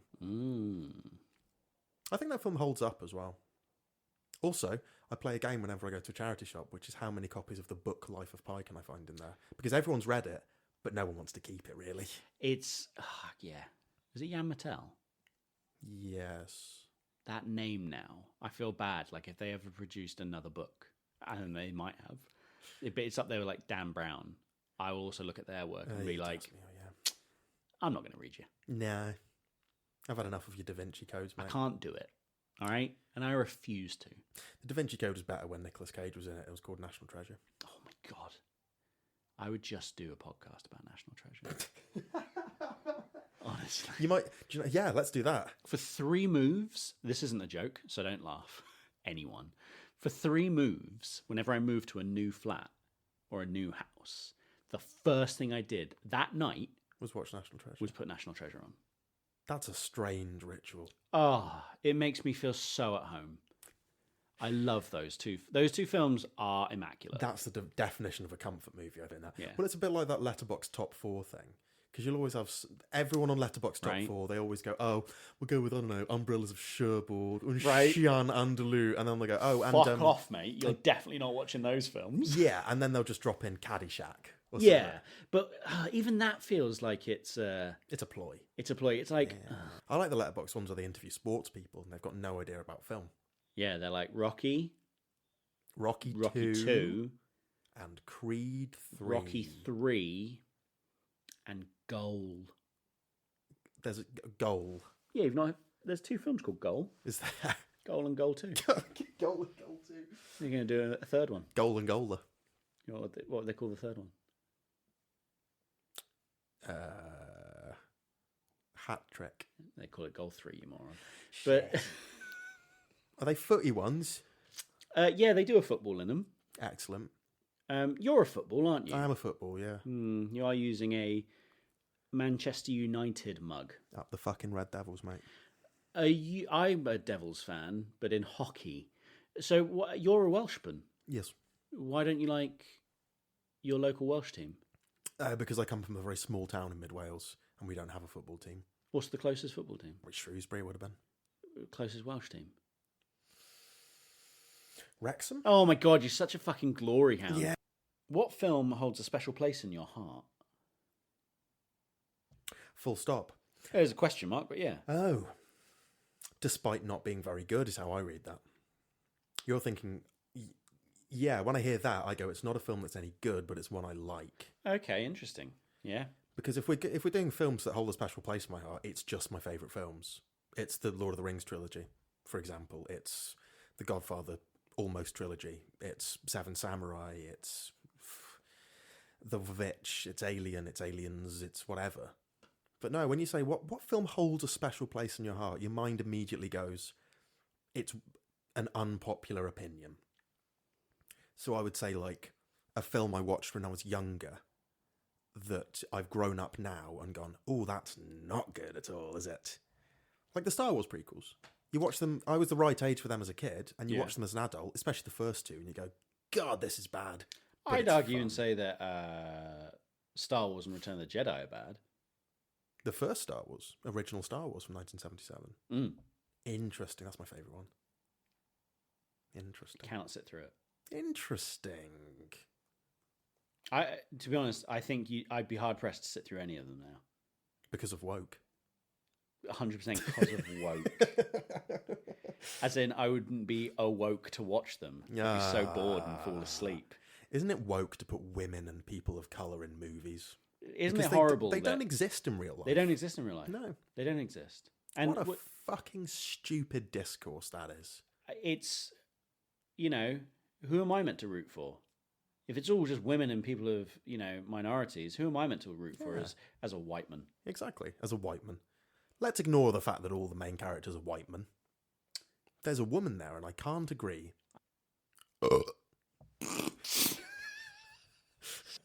I'd probably say something like League of Extraordinary Gentlemen. Oh, interesting. You know, so bad it made Sean Connery retire. Like, it's not a good film, is it? But it's got that weird big boat thing. It's got the car. Oh, it's got. it should be great fun. It should be. The comics apparently quite good. Yeah, it's good. Alan Moore, good writer. Alan Moore fucking hates everything, though, doesn't he? That's the But great he's a thing. about him. contrarian. He's a self-described anarchist, right? Yeah, and also he hates it so much, but still takes the fucking checks. Like, if he hated it, he wouldn't fucking say yes. Nah. So Get your money and run, Alan. Viva Vendetta's fine. Watchmen, never mind. The Watchmen film I didn't like. Viva Vendetta film, It's fine. I don't remember it. League of Extraordinary Gentlemen, I don't really care. It's dreadful, but I love it. Wait until they do a film adaptation of Alan Moore's Girls. You mean Lost Girls? Yeah. Ooh. Oh, no. Ooh. 3 children. They meet as adults and describe and share some of their erotic adventures with each other. Don't like that. Alan, what are you on about? What are you doing? What It's is that this? line in Alabama Song by The Doors. First line's like, "Oh, show me the way to the next whiskey bar. Oh, don't ask why." And you're like, "Yeah, whiskey bar. Hey." Yeah. Shooting the shit. Then the next one is, "Oh, show me the way to the next little girl. Oh, don't ask why." And I think it's all right, Jim, for us to ask why. I think I probably should ask why. I think the You doors... can ask Jim yourself, eh? Yeah. I've been to his grave. I think the doors should have been between him and the little girls, so he couldn't get in. Well, he'd still break on through to the other side.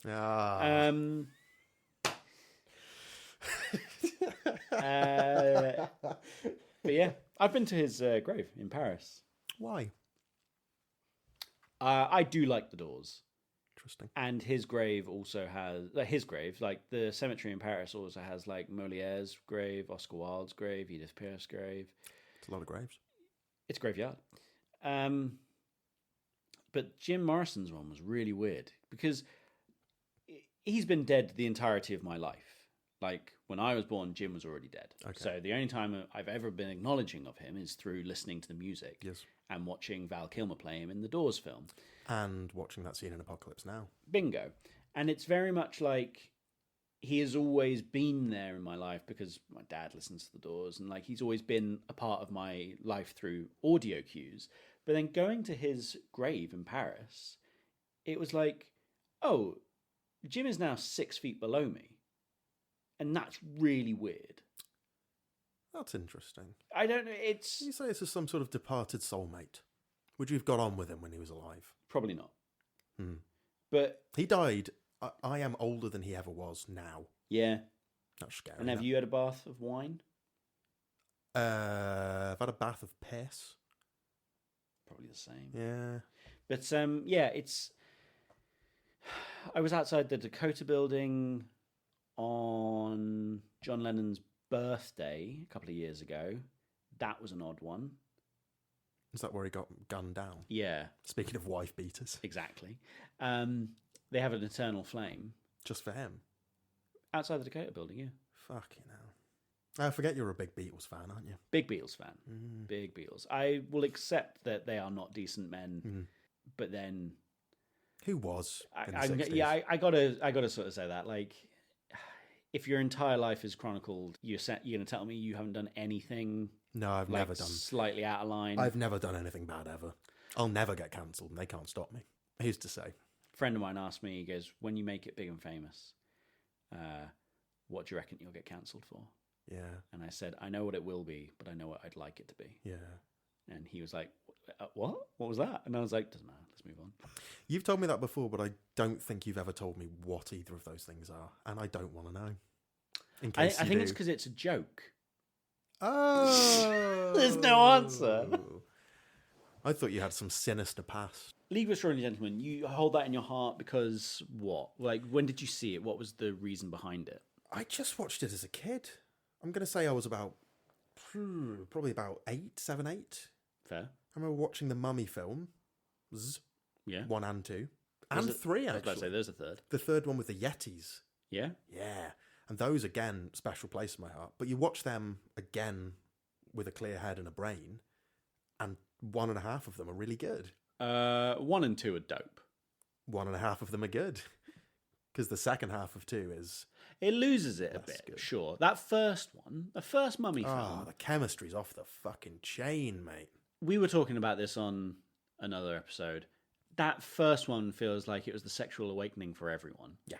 It's a bisexual's dream. Because you watch it and you're like, well, they're fit. Well, they're fit. Well, all right, they're fit. All right, fucking hell. Guess I'm into everyone. Literally everyone. Even Omid Jalili. And then in the second one, they're like... There was so much sexual chemistry in that first one. Everyone on screen was hot. Let's add a child who's really annoying. Let's really break that fucking... And it's like, now I'm not attracted to everyone in the film. And what's annoying is that there wasn't that much time that passed that would suggest that the original audience have now also grown up and had kids.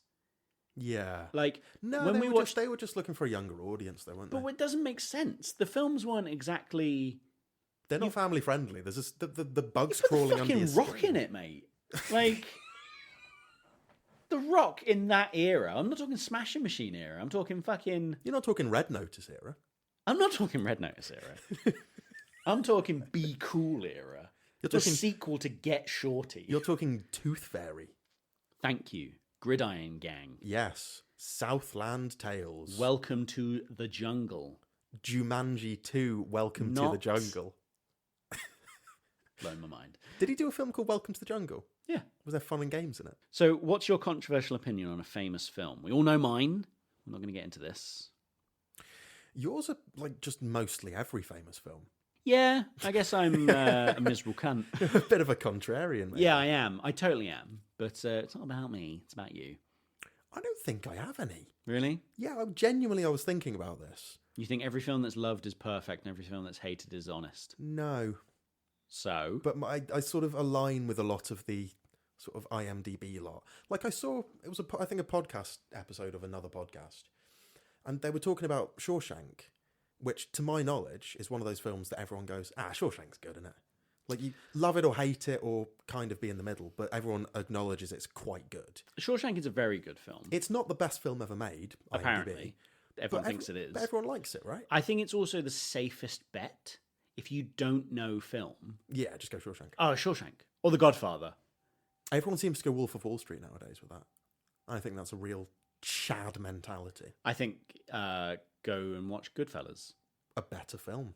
There's a controversial opinion. I fucking hate The Wolf of Wall Street. Oh, really? It's I mean, one you've taken a turn with that. That's... It's maybe Scorsese's worst film. in No, my it's opinion. not. Yes. My controversial opinion is it's maybe his worst film. Actually, No, it's not. Gangs of New York is worse.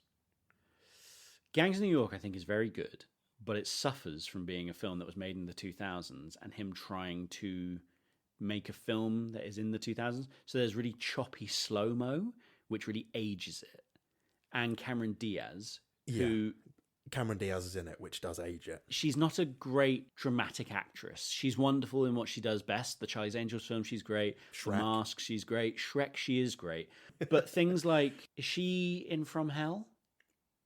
I don't I think she is in From Hell, where she plays one of the prostitutes, like the lead one or whatever, and she's just not that, like, she hasn't got the chops to do it. The head prostitute. Madam. Talking about. Yeah. So, She was really good in being John Malkovich, though. yes. And I just, maybe it works well in that because it's not a period piece and she's not trying to do a shit Irish accent. Oh, God, I forgot about that. You know what I mean? And you've also got Daniel Day-Lewis, who... He's being Daniel Day-Lewis, and he's Whoopsie great. daisy. I couldn't give a tuppenny fuck about your two-bit meat-headed conundrum. I did a speech from that film in one of my GCSE drama things. What? No, that's not true. I narrowed it. I had to do a speech for a GCSE drama performance, and it was between two. I wanted to do one of the speeches he did.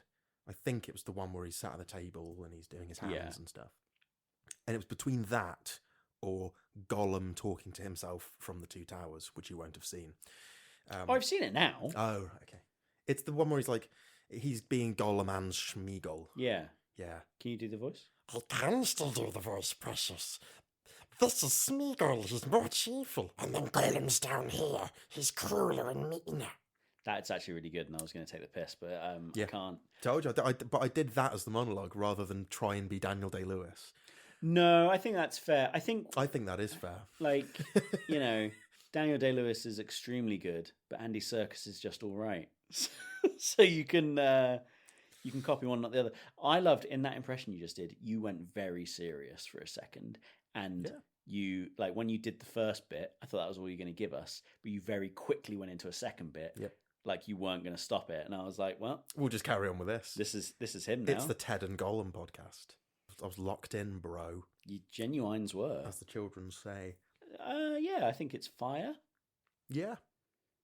It was lit. Do they still say these words? I don't know. I always feel like, you know, when they say like when your shoe shine is giving you a stock tip, it's too late. No one say that to you? What the hell does that mean? It's a Have thing we just of brought up the 1920s? What's No, going no, on? no, it's an Nobody old- shines shoes anymore. London. They do. Everyone in Timpson's is an ex-con. They're not shining fucking shoes. They've probably got a good stock tip though. Yeah. No, that was the whole thing of like when everyone was banging on about crypto, bro. Uh-huh. It was if your hairdresser or if your shoe shine is telling you about a stock tip, it's already too far gone. Oh. It's that meaning. That's very good. Yeah, that's why I said it. Yeah, that is very good, and you should be proud. That is very good. Yeah, Yeah. there you go. I will be using that. What's Thank the phrase? you. What's the phrase again? I don't know what we were talking about. Okay. The stable has bolted while the horse is still in it, or whatever. Exactly. You can't lead a horse To the shit in woods. Because the Pope's already there. Because the Pope is already shitting, And you can't see him. and he's stuck in the habit. He's Sister Act 2 back in the habit. Thank you. Maybe the best name for a sequel. Whoopee! Goldberg. It's Machine. yeah, best sequel names. Mamma Mia, Here We Go Again, and Sister Act 2 Back in the Habit. Those are the only two sequel names that I will accept. I always wanted to do a skit about a nun who couldn't get off drugs called Kick in the Habit. I'd like there to be a sequel. Well, there's Titanic 2. There is. I'd just love it if there was a disaster movie like Titanic that you did a sequel to, and it's just called like Titanic 2, The Same Thing Happens Again somehow. Here we go again. Like they just don't learn. Titanic 2, oh fuck, the iceberg's back. Like Jaws the Revenge. How can a shark come back for revenge? The icebergs come back for revenge. Those Jaws films. Do I know of them? As in, like, the first one... I've seen them, yeah. You've seen all four? I've seen all four. I've never seen all four. The fourth one, he roars. He does, that's true. But, like, the revenge is, like, doesn't... Like, the shark remembers that it's Mrs. Brody, or Ellen Brody. Yeah. And... Also, the funniest thing about that Michael is... Caine. Look at that shark. Look at that bloody great big shark. Over there. Bloody hell. What's she going to do?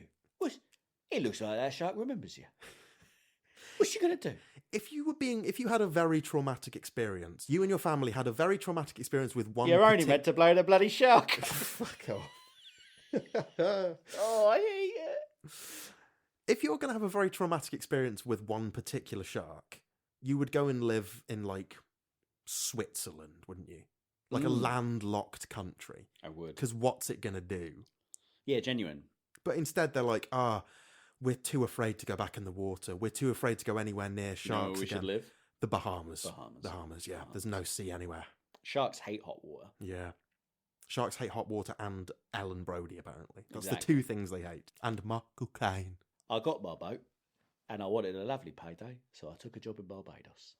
There's a certain level of Michael Caine impressions where it just sounds like you're about to come, doesn't it? Like, Michael Caine. That's your one. That is my one, yeah, you're right. I think all my impressions are me on the verge of coming, but in various voices. That's my way in with a lot of them. Like with Schwarzenegger, the same thing. It's yeah, like he's just arrived. He's ate a sperm. How would he's you do sperminator. Sylvester Stallone? yeah. Yeah. What about Jason Well, no, Statham? that's just him having a stroke. All right, he's had one. He's had a stroke and now he's come. The State's a good one because he's just like. Yeah, that's a nice one. This is all good What stuff. about John Voight, the actor? The actor John Voight. Yeah. What do you think of this boner again? It's just that. I can't think. John Voight's really good in some things. Deliverance. Deliverance is very good Midnight in. Cowboy. Midnight Cowboy, that's it. National Treasure 2. yeah. Mission Impossible 1, he's very good in. Very good in that. But the only thing I remember about him is A, that he's a big Trump maniac, and B, look at this boner I've got. I like how I From can't cut the Megalopolis. A. Because you said A and B. Yep. So it's like A, he's a Trumper. Yep. What are you going to do? This is I a want politics those podcast, Republican man. dollars, don't I? He has done some interesting performances, but they all pale in comparison to Megalopolis. It's not a good movie, is it? If you'd played that film like it was a comedy, Brilliant. I think it's one of the funniest things ever. But The fucking walkways? What's all that about? to just I liked it when he got shot in the fucking head. That was funny. I might rewatch it. Oh my god. Out of all the Coppola films, that's the one we're going for. I think I've only ever seen The Godfather. I've seen The Godfather like 2 or 3 times. I've only ever seen 2 once. Really? Yeah, I've never seen 3. Interesting. They're on I adore Apocalypse Now. Apocalypse Now is brilliant. I was going to say that for my grown-up film as well, because I watched that at 16. Nice. And that was my first ever favourite film, was Apocalypse Fair, Now. yeah.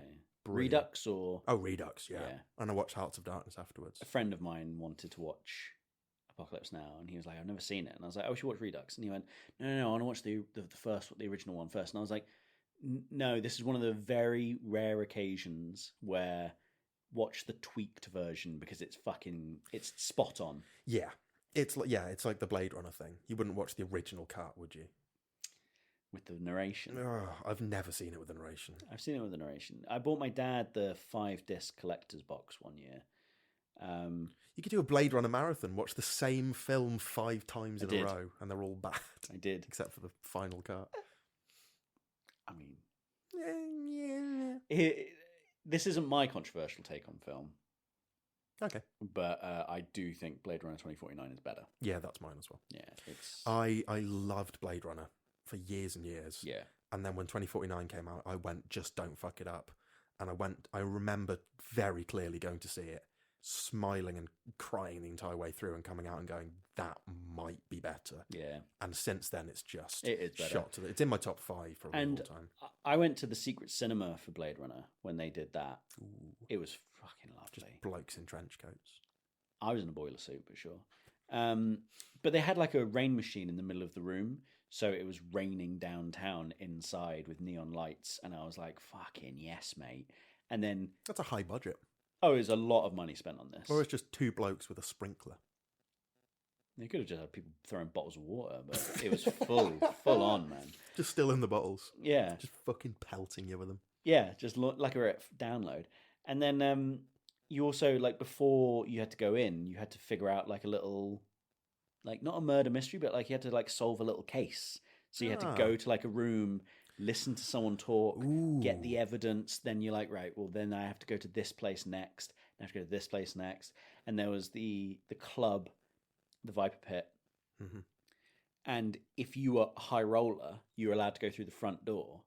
But if you weren't... Then you're a city grub. You have to be like, oh, can I get in? They'll be like, nah, sorry, you can't go in there, mate. That's for high rollers only. And, like, if you just dismiss it and walk away, that's that. But if you sort of, like, go like, oh, come on, like, I want to get in, man. Like, one of the other actors comes round and sidles up to you and goes like, there's a back door to this place. Very good. And then you get taken through the back door into the club. And then you, like, see it. And I could have lived in that world. Mm. It was so nice. And when I watched Blade Runner then... I think that was the best experience of watching Blade Runner, and would be, wouldn't it? I never want to watch it again. But like, it's in the same way that the last time I watched The Thing was in Antarctica, was with John Carpenter next to you. He introduced it, and then he was sat next to you. He wasn't sat next to me. Okay, but I was like, he came in to the screen, him and Dean Cundy, and they introduced the film, talked about it for a beat, and then they sat in the screen with us to watch it. But it feels like watching The Thing at the Man Chinese Theatre or the Gaumont Chinese Theatre, whatever it's called. Don't know. The famous one in LA that's like with all the hands outside. Yeah. Watching it in there with John Carpenter in attendance, it feels like I'm never going to get better than that. Did he do the score live? He didn't do the score live. Boo. He didn't do the score anyway, did he? It was Morricone for that one. No. The first time I watched Goodfellas, I fucking hated it because I went, it's glamorizing the lifestyle. It's going to make everyone want to be Henry Hill. And he was a fundamentally bad bloke. And then the second time I watched it, I went... Henry Hill's not a bad cat. Yeah, he's a pretty decent bloke. No, I was like, that's okay. It's better. I get it. It's not glamorizing the lifestyle. Third time I watched it was immediately after the second time, and I loved it. It's by far my favorite gangster film. It's glorious. Wolf of Wall Street tries to do the same thing. Yes. Where he goes, there's a horrible character. Mm-hmm. We're going to show this life of opulence and fucking horrible behaviour, reprehensible beyond belief, but it's going to be so much fun, and we're going to do it with a smile. And the most fucking cutting thing in that film is that the Wolf of Wall Street, whatever is, Jordan Belfort gets a cameo in the film and like help produce it, didn't he? And I know that he's all like, oh, I've reformed now, I don't do as many heroines or whatever. Bad bloke, don't give a shit. And it's 3 hours long. And it's a fucking slog. I don't mind any of the slog about it. I do enjoy... I remember seeing it at the cinema and laughing out loud. Like, I don't get any of that. Everyone these days is always going, oh, it's Leo's best performance. It's not even his best performance in a Scorsese film. First of all, it's The Aviator, for anyone wondering. It shouldn't have won them the Oscar. I don't care what anyone says. There were better films. I know, exactly. Everyone's always like, oh, you should have won for Wolf of Wall Street. No, you should have won for The Aviator. Fuck you. All the scene of him trying to get in the car is quite funny. Yes. Everything else I hate. I still give it like a 2.5 stars though. Oh, that's harsh. Or maybe a 3, I can't remember. I'd give it a... If I hated it that much, I'd give it. If I were you, you'd give it a 1 star. Yeah, of course based on how much I hate it. But I hate everything. You do. No, I can see what you're saying. Like, when I got out of watching Wolf of Wall Street, I did think, oh, this is just Goodfellas. And I was a bit annoyed because it was like, oh, is he just remaking all his old films? He doesn't seem to be doing anything that's new. You know, The Irishman is... Yeah, The Irishman's a good example. But I think he hadn't done a gangster film for so long that everyone went, oh, Scorsese's back to doing gangster films. Great. But with The Irishman. Yeah. It's good fun. I like The Irishman. The CGI has not aged well. Ironic. Yeah. But it's a shame with that CGI because it's sort of like, you don't need to do that. No, just hire another actor. Right. But then they wanted young Pesci and young De Niro. And I guess they don't de-age Pacino, do they? They just put some makeup on him. And he looks like a prune. Yeah. In real life. They used a Chino. young Pesci in Goodfellas. Yeah. And they used a young Pesci in The Jersey Boys. Yeah. They used a young Pesci in Raging Bull. It was just young Joe Pesci. You know, Joe Pesci used to be A rapper. The Jersey Boys' manager. Did he really? Yeah. I didn't know that. Like when they first started, Joe was their fucking... Oh, you're on first name terms, are Yeah, you? You okay. and the Pesh? Hey, what can I say? I can't do a Pesci. That's a decent Pesci. Thank you. I'd call that a Depeche mode, if you will. Ah, poor effort. Not bad. Not bad, no, not bad. Not bad. Do you remember when Joe Pesci was a rapper? I never heard any of it. He did one song, right? And it was just called, like, He did an album. Born to Be... He did a full album? I think so. Jesus Christ. Cut an EP. Oof. Or an LP. Oof. Or a JP. Jurassic For Park. Joe Pesci. Oh. Jurassic Park. Yeah, he was one of the T-Rexes, actually. Oh! Hey, what you running for, huh? Hey, come back! Gonna give you a hug with my tiny hands. It would make sense that it wasn't the Velociraptors that killed Sam Jackson in Jurassic Park. It was Joe was Pesci. George Bush. No, it was Joe Pesci because it was Joe Pesci that kills him in Goodfellas. Oh, yeah. So that's it. Dr. Arnold wasn't Dr. Arnold. He was just Sam Jackson from Goodfellas who slept through the alarm, and Joe Pesci, I've just had fucking enough of you, you fucking... And shoots him. There is a theory, isn't there, that all of Sam Jackson's roles are one person? Is there? Yeah. Dies in a lot of films. He does. Not in Star Wars, though. This is the Star Wars thing, is if you don't see them die on screen, they're not dead. Darth Maul's still alive in the canon. Yeah. So they can bring Mace back. Yeah, They will. If they do another series of Obi-Wan Kenobi or whatever it's called, they'll bring back Sam Jackson, because he'll do anything. He'll do the movie Red Notice, probably. Was he in that? I don't know. I didn't watch it. Which one's is he in? He's in Hitman's Bodyguard's Wife's Lover, or whatever it is. 1 and 4. There's 4 of them? No, there's 2. The cook, the thief, the wife, and a hitman's boyfriend's wife's lover. I'd watch that. There we go. If it gets Gambon back out of the grave. Is he dead? Yeah. Ah, no. I was watching Carry On Spying the other day. This is an interesting tangent. Barbara Windsor. Dead. Didn't know. She didn't. I didn't. I didn't. Interesting. You didn't. Yeah, you knew. I knew. I didn't realise that we lost her 5 years ago. Yeah. It was the year that everyone was dying, right? It was when Bowie and everyone went. No. It's 2016. Was it that long ago? 2020 was COVID. What did she die of? COVID, wasn't it? No, like dementia.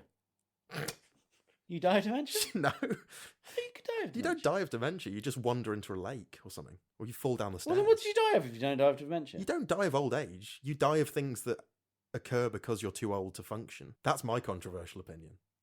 You don't die of dementia. You don't die of old age. You can get brain dead, right? You get put in a home, you shit yourself, then you fall down the stairs. In that order.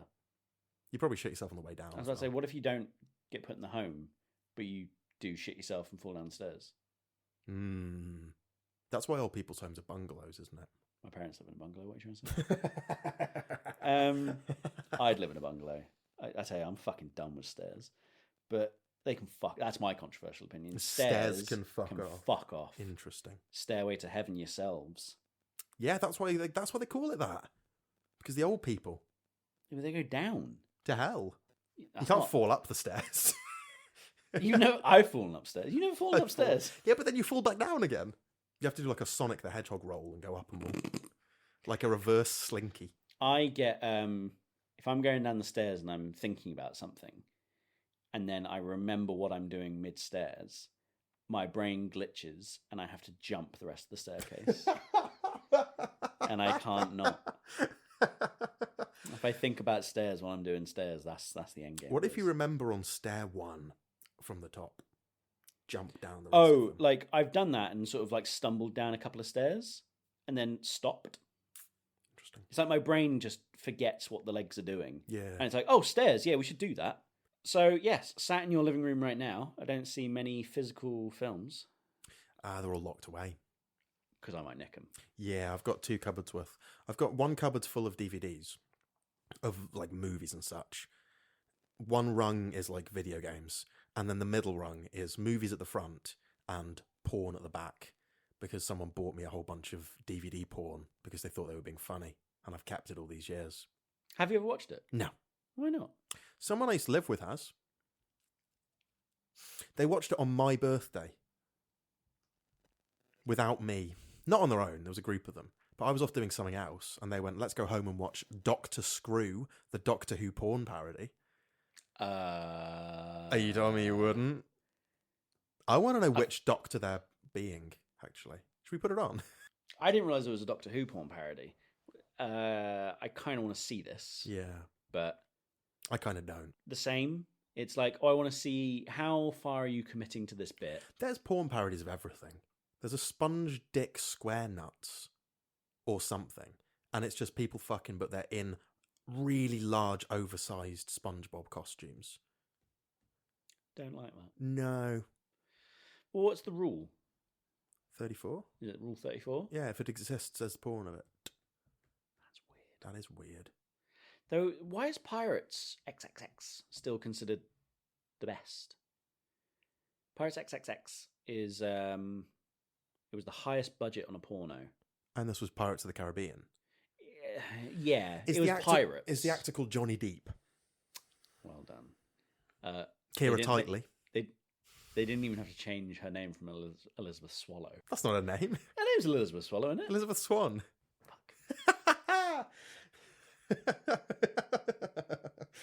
What's Orlando Bloomin' Onion called in that film? You're thinking of Jack Sparrow and Elizabeth Swallow. Oh, You no. you dang dingus.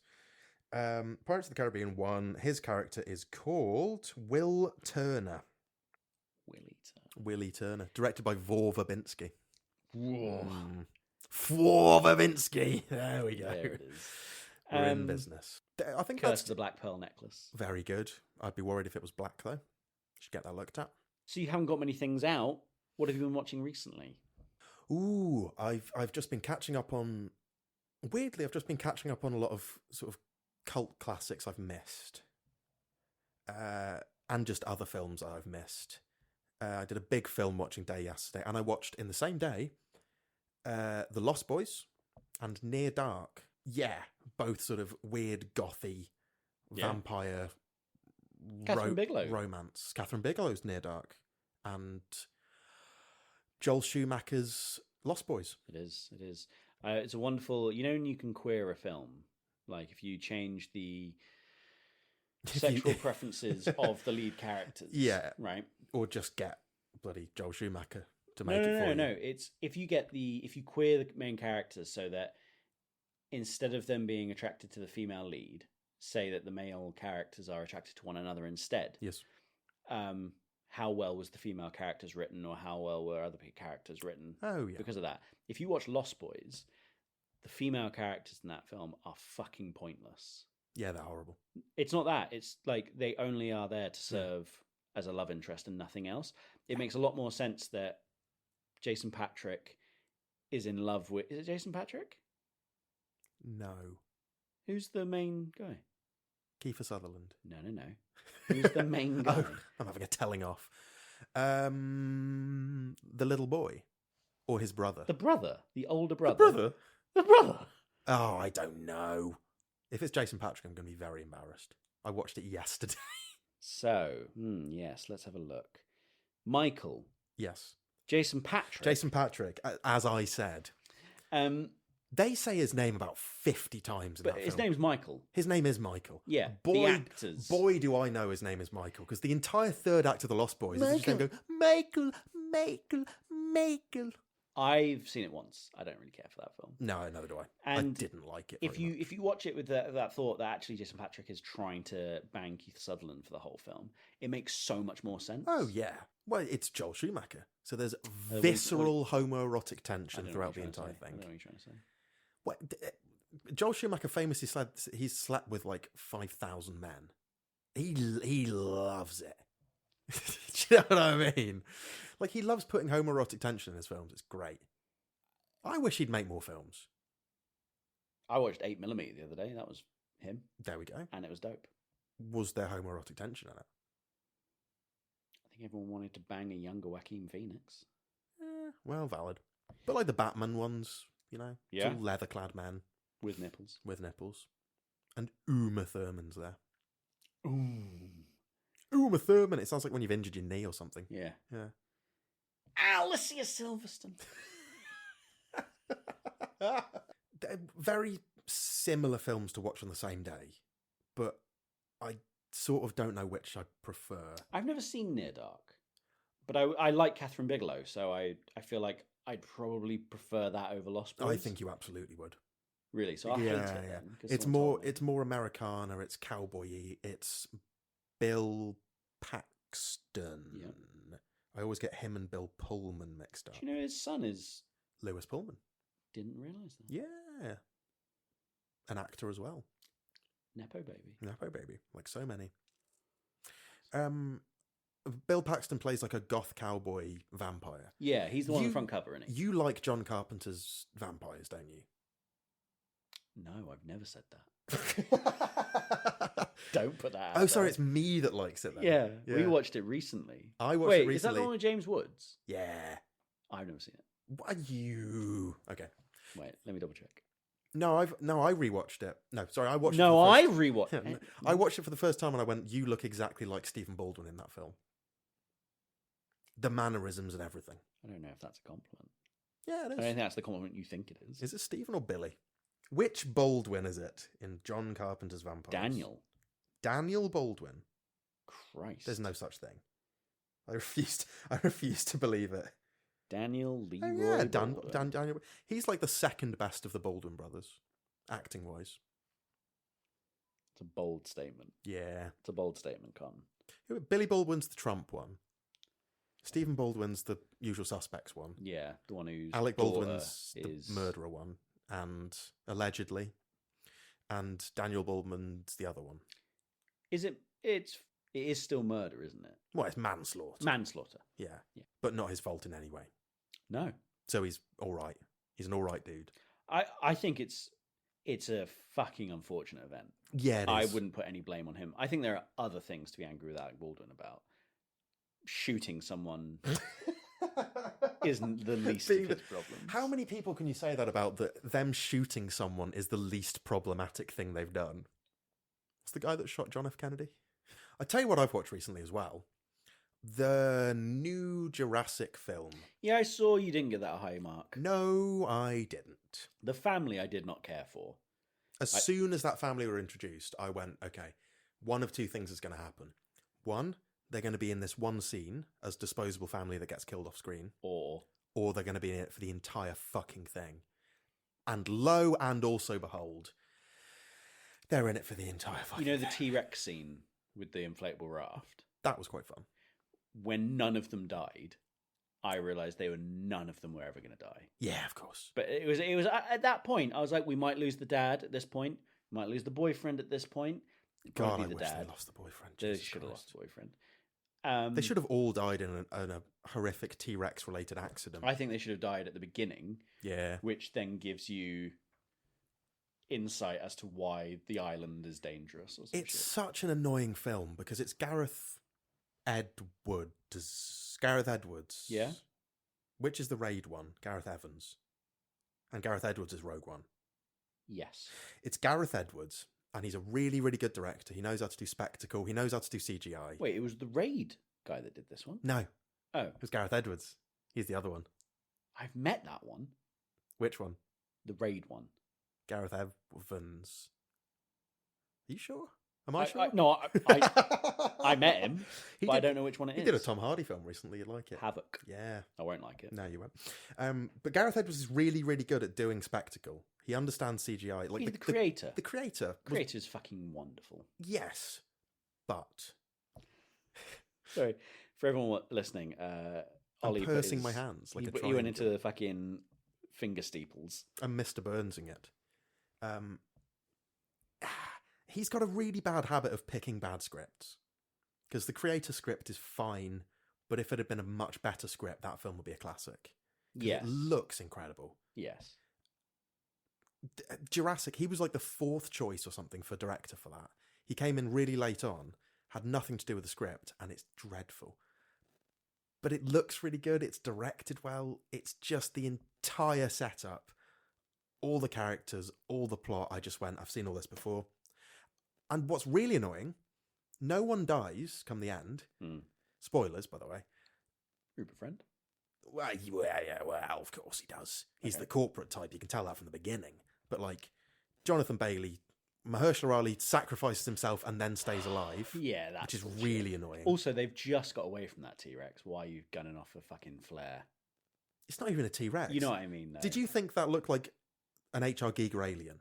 It did, but it also looked like one of those beluga whales. Yeah. But It looks the scale horrible. of that guy doesn't make sense. Because there's one No. point where it's like bigger than a fucking helicopter. Yeah. And then in the next shot, it's actually quite small. How do those, you know, the big brachiosauri with the big tails in that one scene in the field? Sure, yeah.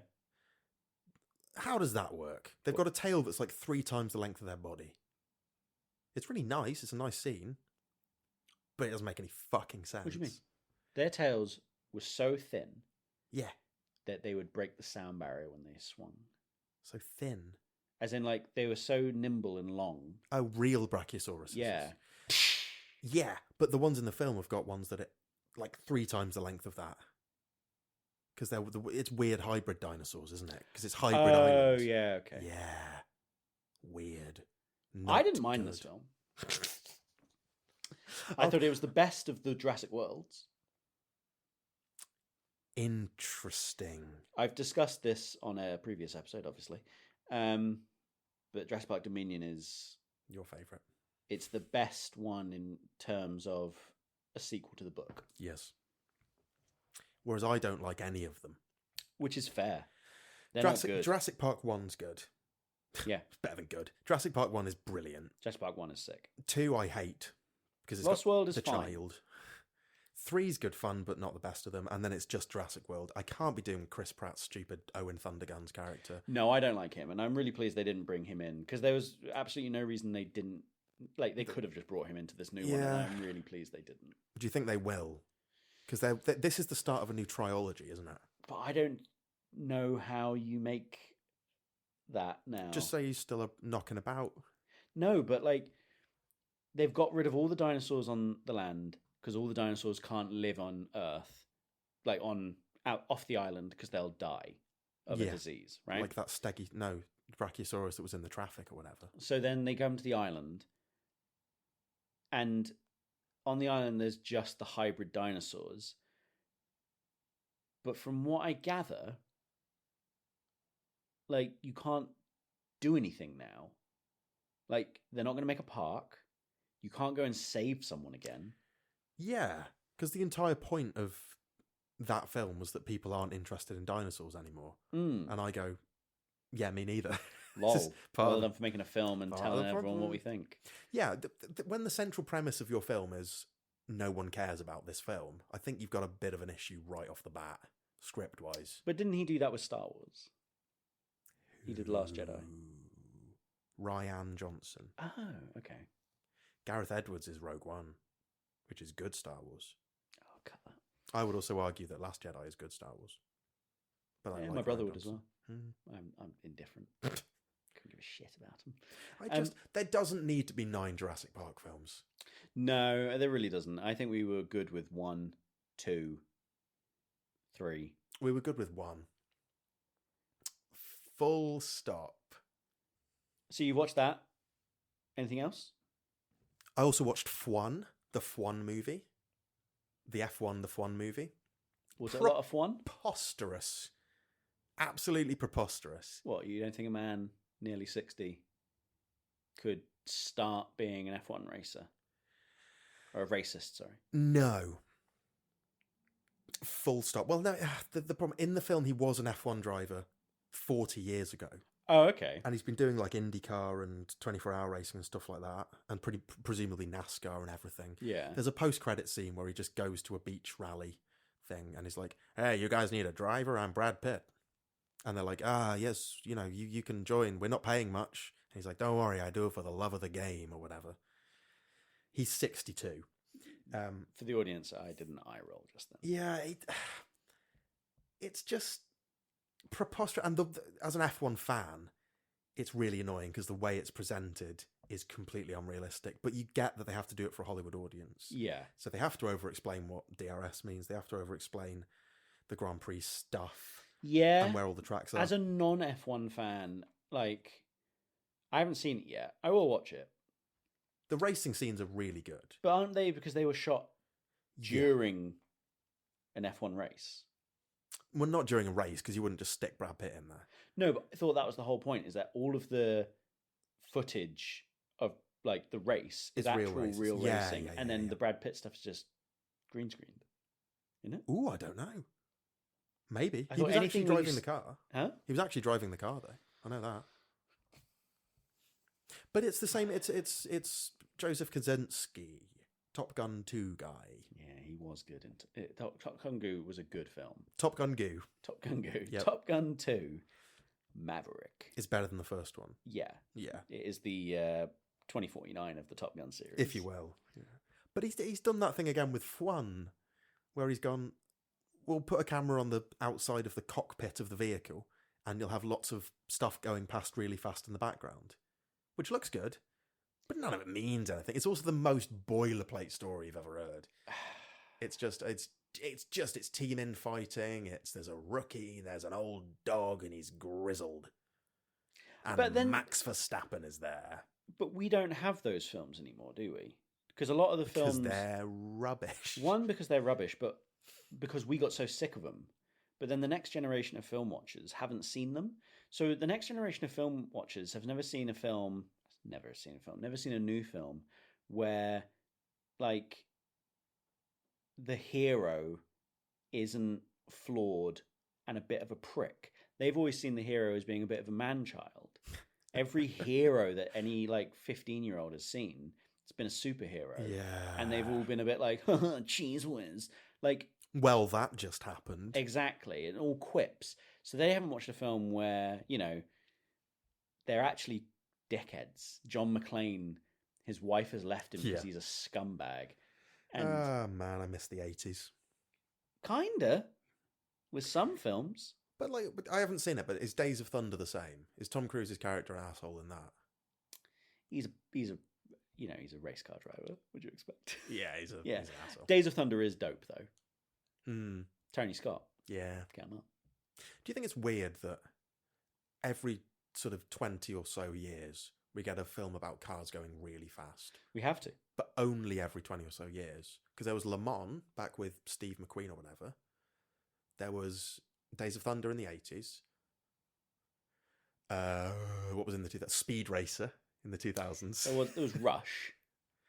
Yeah, but Rush is like a dramatic film, like about Okay. real events. It was actually about Ayrton Senna and James Hunt.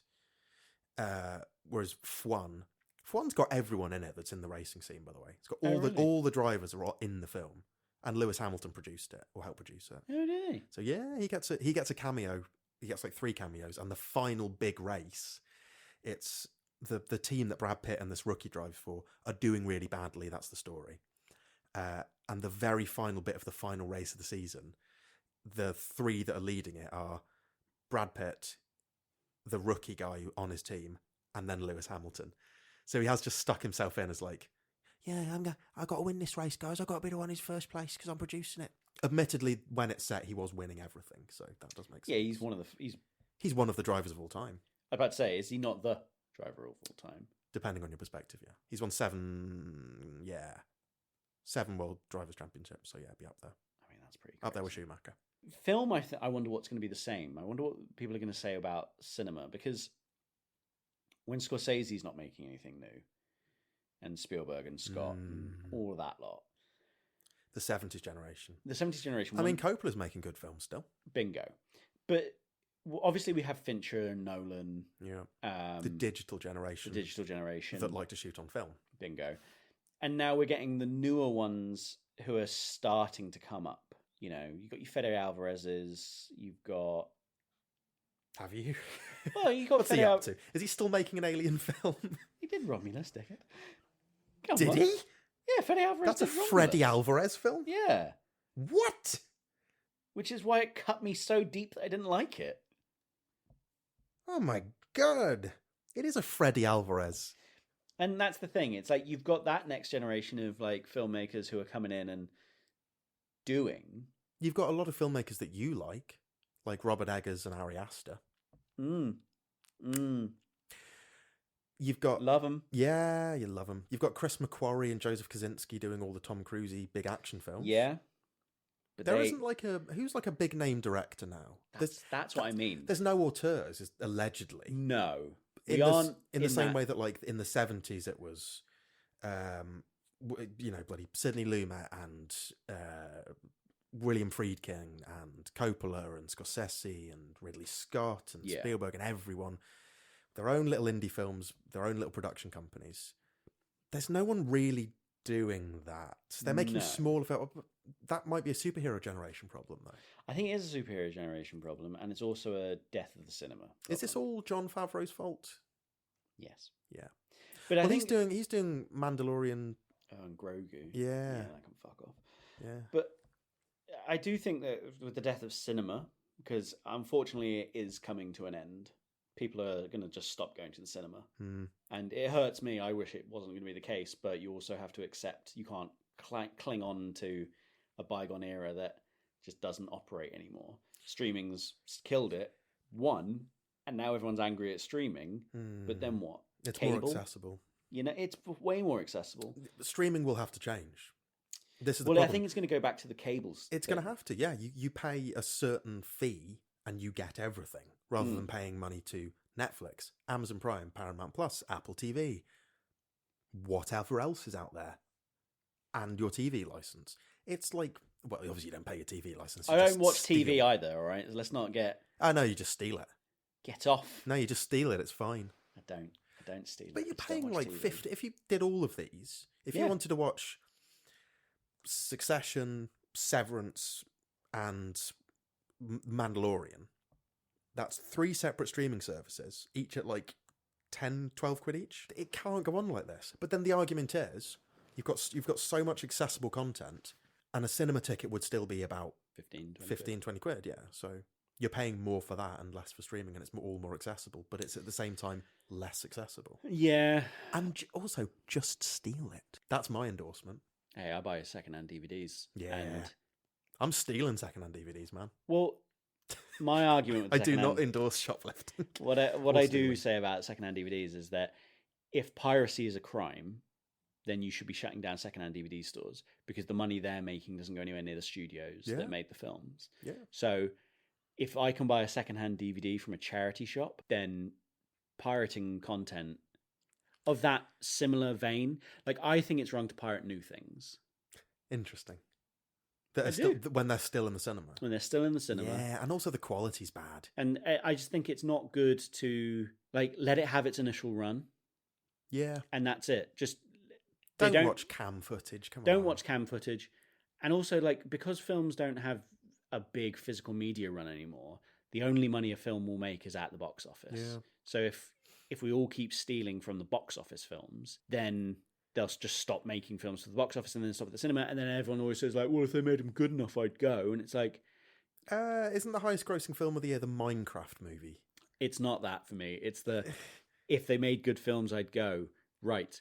But because people steal films so often, no one's going to the cinema. They can't put the money into things that are considered cyclical. good. They just put money into things that are like Minecraft. How many players are that? 20 million? Right. Well, they'll all watch the film at least at 20 quid a pop. Hasn't that made almost $1 billion worldwide? Probably. Now? It's insane. Just for a meme. But I hate how films either make $1 billion or 10 million. Yeah. You know, it's like, and it's the same with budgets. Yeah. If you can make a film for under $1 million, you've got the money. And if you can make a film for over 150 million, like, you've got the money. There's no mid-budget movies. There's no mid-budget. A tight 90 that's made for fucking 30 mil. So here's one for you. Beautiful. Here's one for you. You didn't like Sinners, I know this. I didn't love Sinners either. But you didn't care either way, yeah. That made a lot of money. Good. For a bit. Yeah. It's shot on film. The director's very passionate about this. Not shot very well on film. But Ryan Coogler's massively passionate about the medium. He's still a young guy as well. He's about your age. Still a young guy. Thank you very much.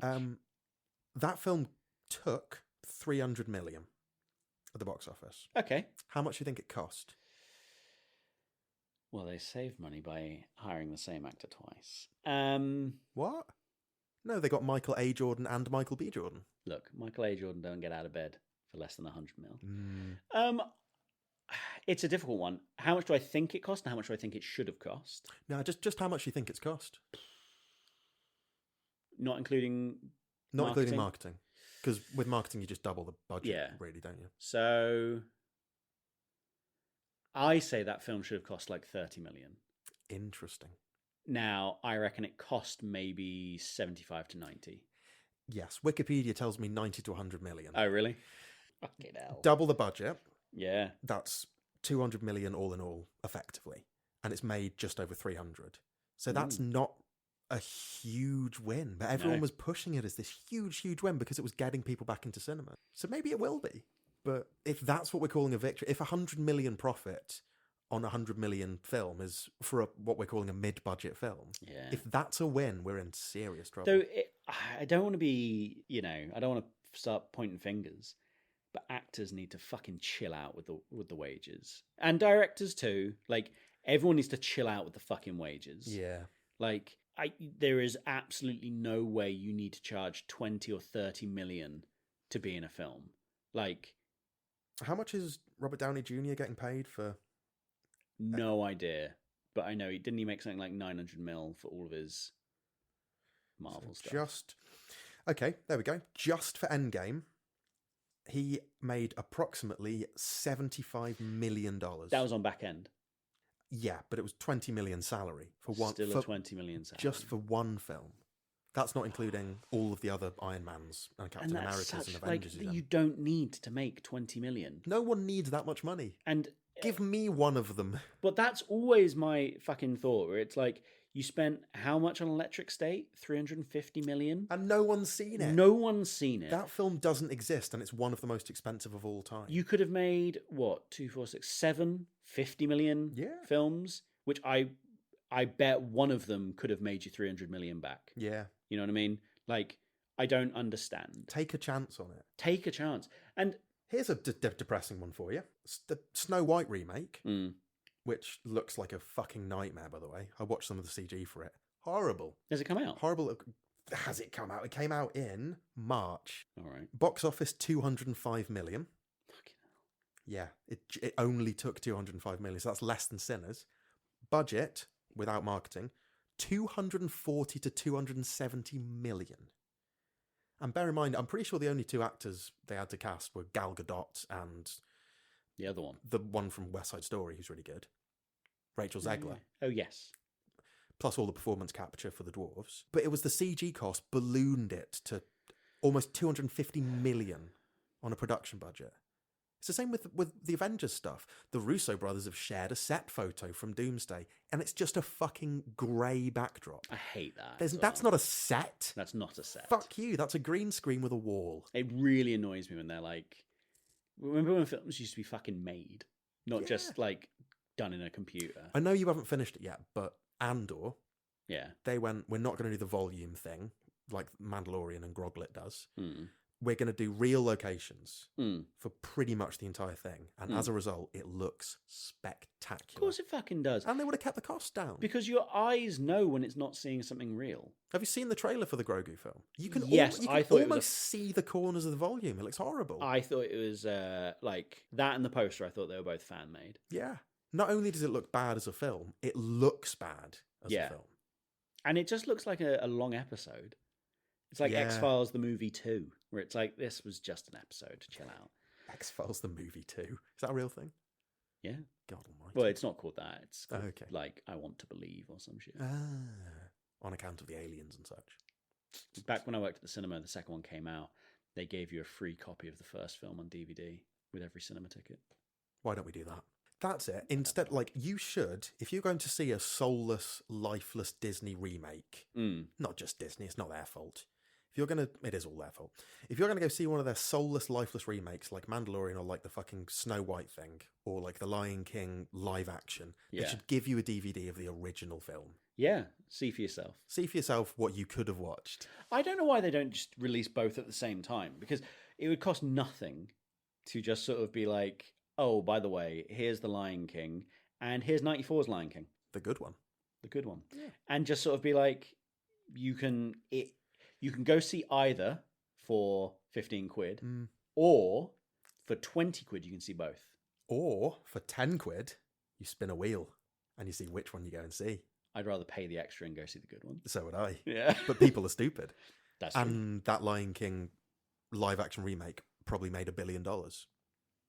But they did this in the mid 2000s. They did Lion King 3D, which was just the animation of the Lion King, but they'd done it in 3D. I never had a problem with the 3D stuff. No, because it looks like shit. It's just, this is the problem. We're going through cycles with cinema, always have, where movements come and go. And 3D was one of those that just went, you know, this is an idea we've had since the 70s. We're going to have the knife coming through the screen at you or whatever. 3D was to prevent piracy. Was it really? Because you can't record a 3D film without it because you need the stereoscopic goggles. looking stupid. So it was a way of combating piracy. But now they just do it in multiple formats. Like, am I right in saying that James Cameron's Avatar sequels are going to be 3D again? Because Way of Water was. Was it? Yeah. All the critic premieres for Way of Water were 3D. Do they still have 3D cinemas? Presumably. Admittedly, 3D cinema is just a lens that goes in front of the camera. Yeah, that should be easy enough. Dig it out of the closet. Right. But I've got no interest in that new Avatar film. But again, Avatar, the first one, somehow made $1 billion or $2 billion. The second one came out, and every single person I know that had heard of that film went, I'm not interested. And somehow it made... China. It made $2 billion again. China made $1 billion on it. Why did China care? Why did China care about blue people? Because it's non-Western and it doesn't show China in a bad light. Right. So things like Transformers they love because it's robots. It's not people. So there's no imprint on Western. They can't look at a Western film and go like, well, I don't equate to Vin Diesel. I don't know who that guy is. Whereas when it's like Bumblebee, yeah, sick, cool. I'm a robot. And there's the one where Mark Wahlberg has to yell at his daughter for dating someone who's older than him. And But he's got a card. He pulls out the card. I got a card. I got the card saying why it's all Juliet right Law. to bang this woman. I can do it, man. Yeah. All right. I think if you have to carry the card, that's a problem right off the bat. How long have you been going out that you've had to answer this question so many times that you've got the card? Yeah. And that she's still underage? Yeah. Not only did you get the card, you got it printed out and laminated. I've never gone out with anyone younger than me, so I don't know. Because you're a big Silver Fox guy. Yeah. Love them foxes. I've never understood that. Like the going out with someone younger than you, and it's like, right, what? What? But then I remember it's all weird because there are those blokes who are like, oh yeah, I don't like the idea that she's been touched by anyone else, and it's like, oh, horrible. No, you want someone that knows what they're doing. Shut yeah, up. come on, you want someone who's fucking You want a person that sucked 1 million cocks. exactly. Yeah. That's why I love Kirsty. Ay, Dios mío. But no, it's like I want someone who knows what they're doing, but not just knows what they're doing, knows what they don't want. I want a grown up who's like, Do you know what? An adult. I think that should be the first point. Is you want a I grown-up? want to date a grown up. It's a very, very simple premise. Sure. Just someone your own age or a bit older, because I don't want to be around someone who's my significant other who's like 3 generations below me, because what the fuck do you talk about? That's you can't what be, I was... You can't be like, you couldn't do this podcast with someone that, like, if you were in a relationship with someone who was 40 years younger than you, say, you know, you're older, blah, blah, blah, and you were like, oh, do you remember when we were kids and this came out? And like, oh, I don't know what that is. Well, the 10 years between us made me really confused when you were like... The Cars movie. The Cars movie, and I was like, oh God, no, I missed all of these films because I was a 20-year-old knocking around. Man about town. No, I mean.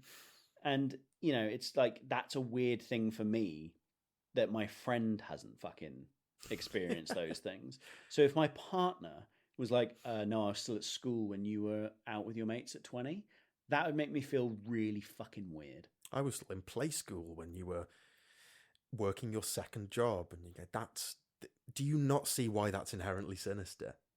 Like, what the fuck do Catherine Zeta-Jones and Michael Douglas have to talk about? At this point, they're about the same age. But they're both old and withered. You know what I'm saying? But they've been together for like 30 years. That's to their credit.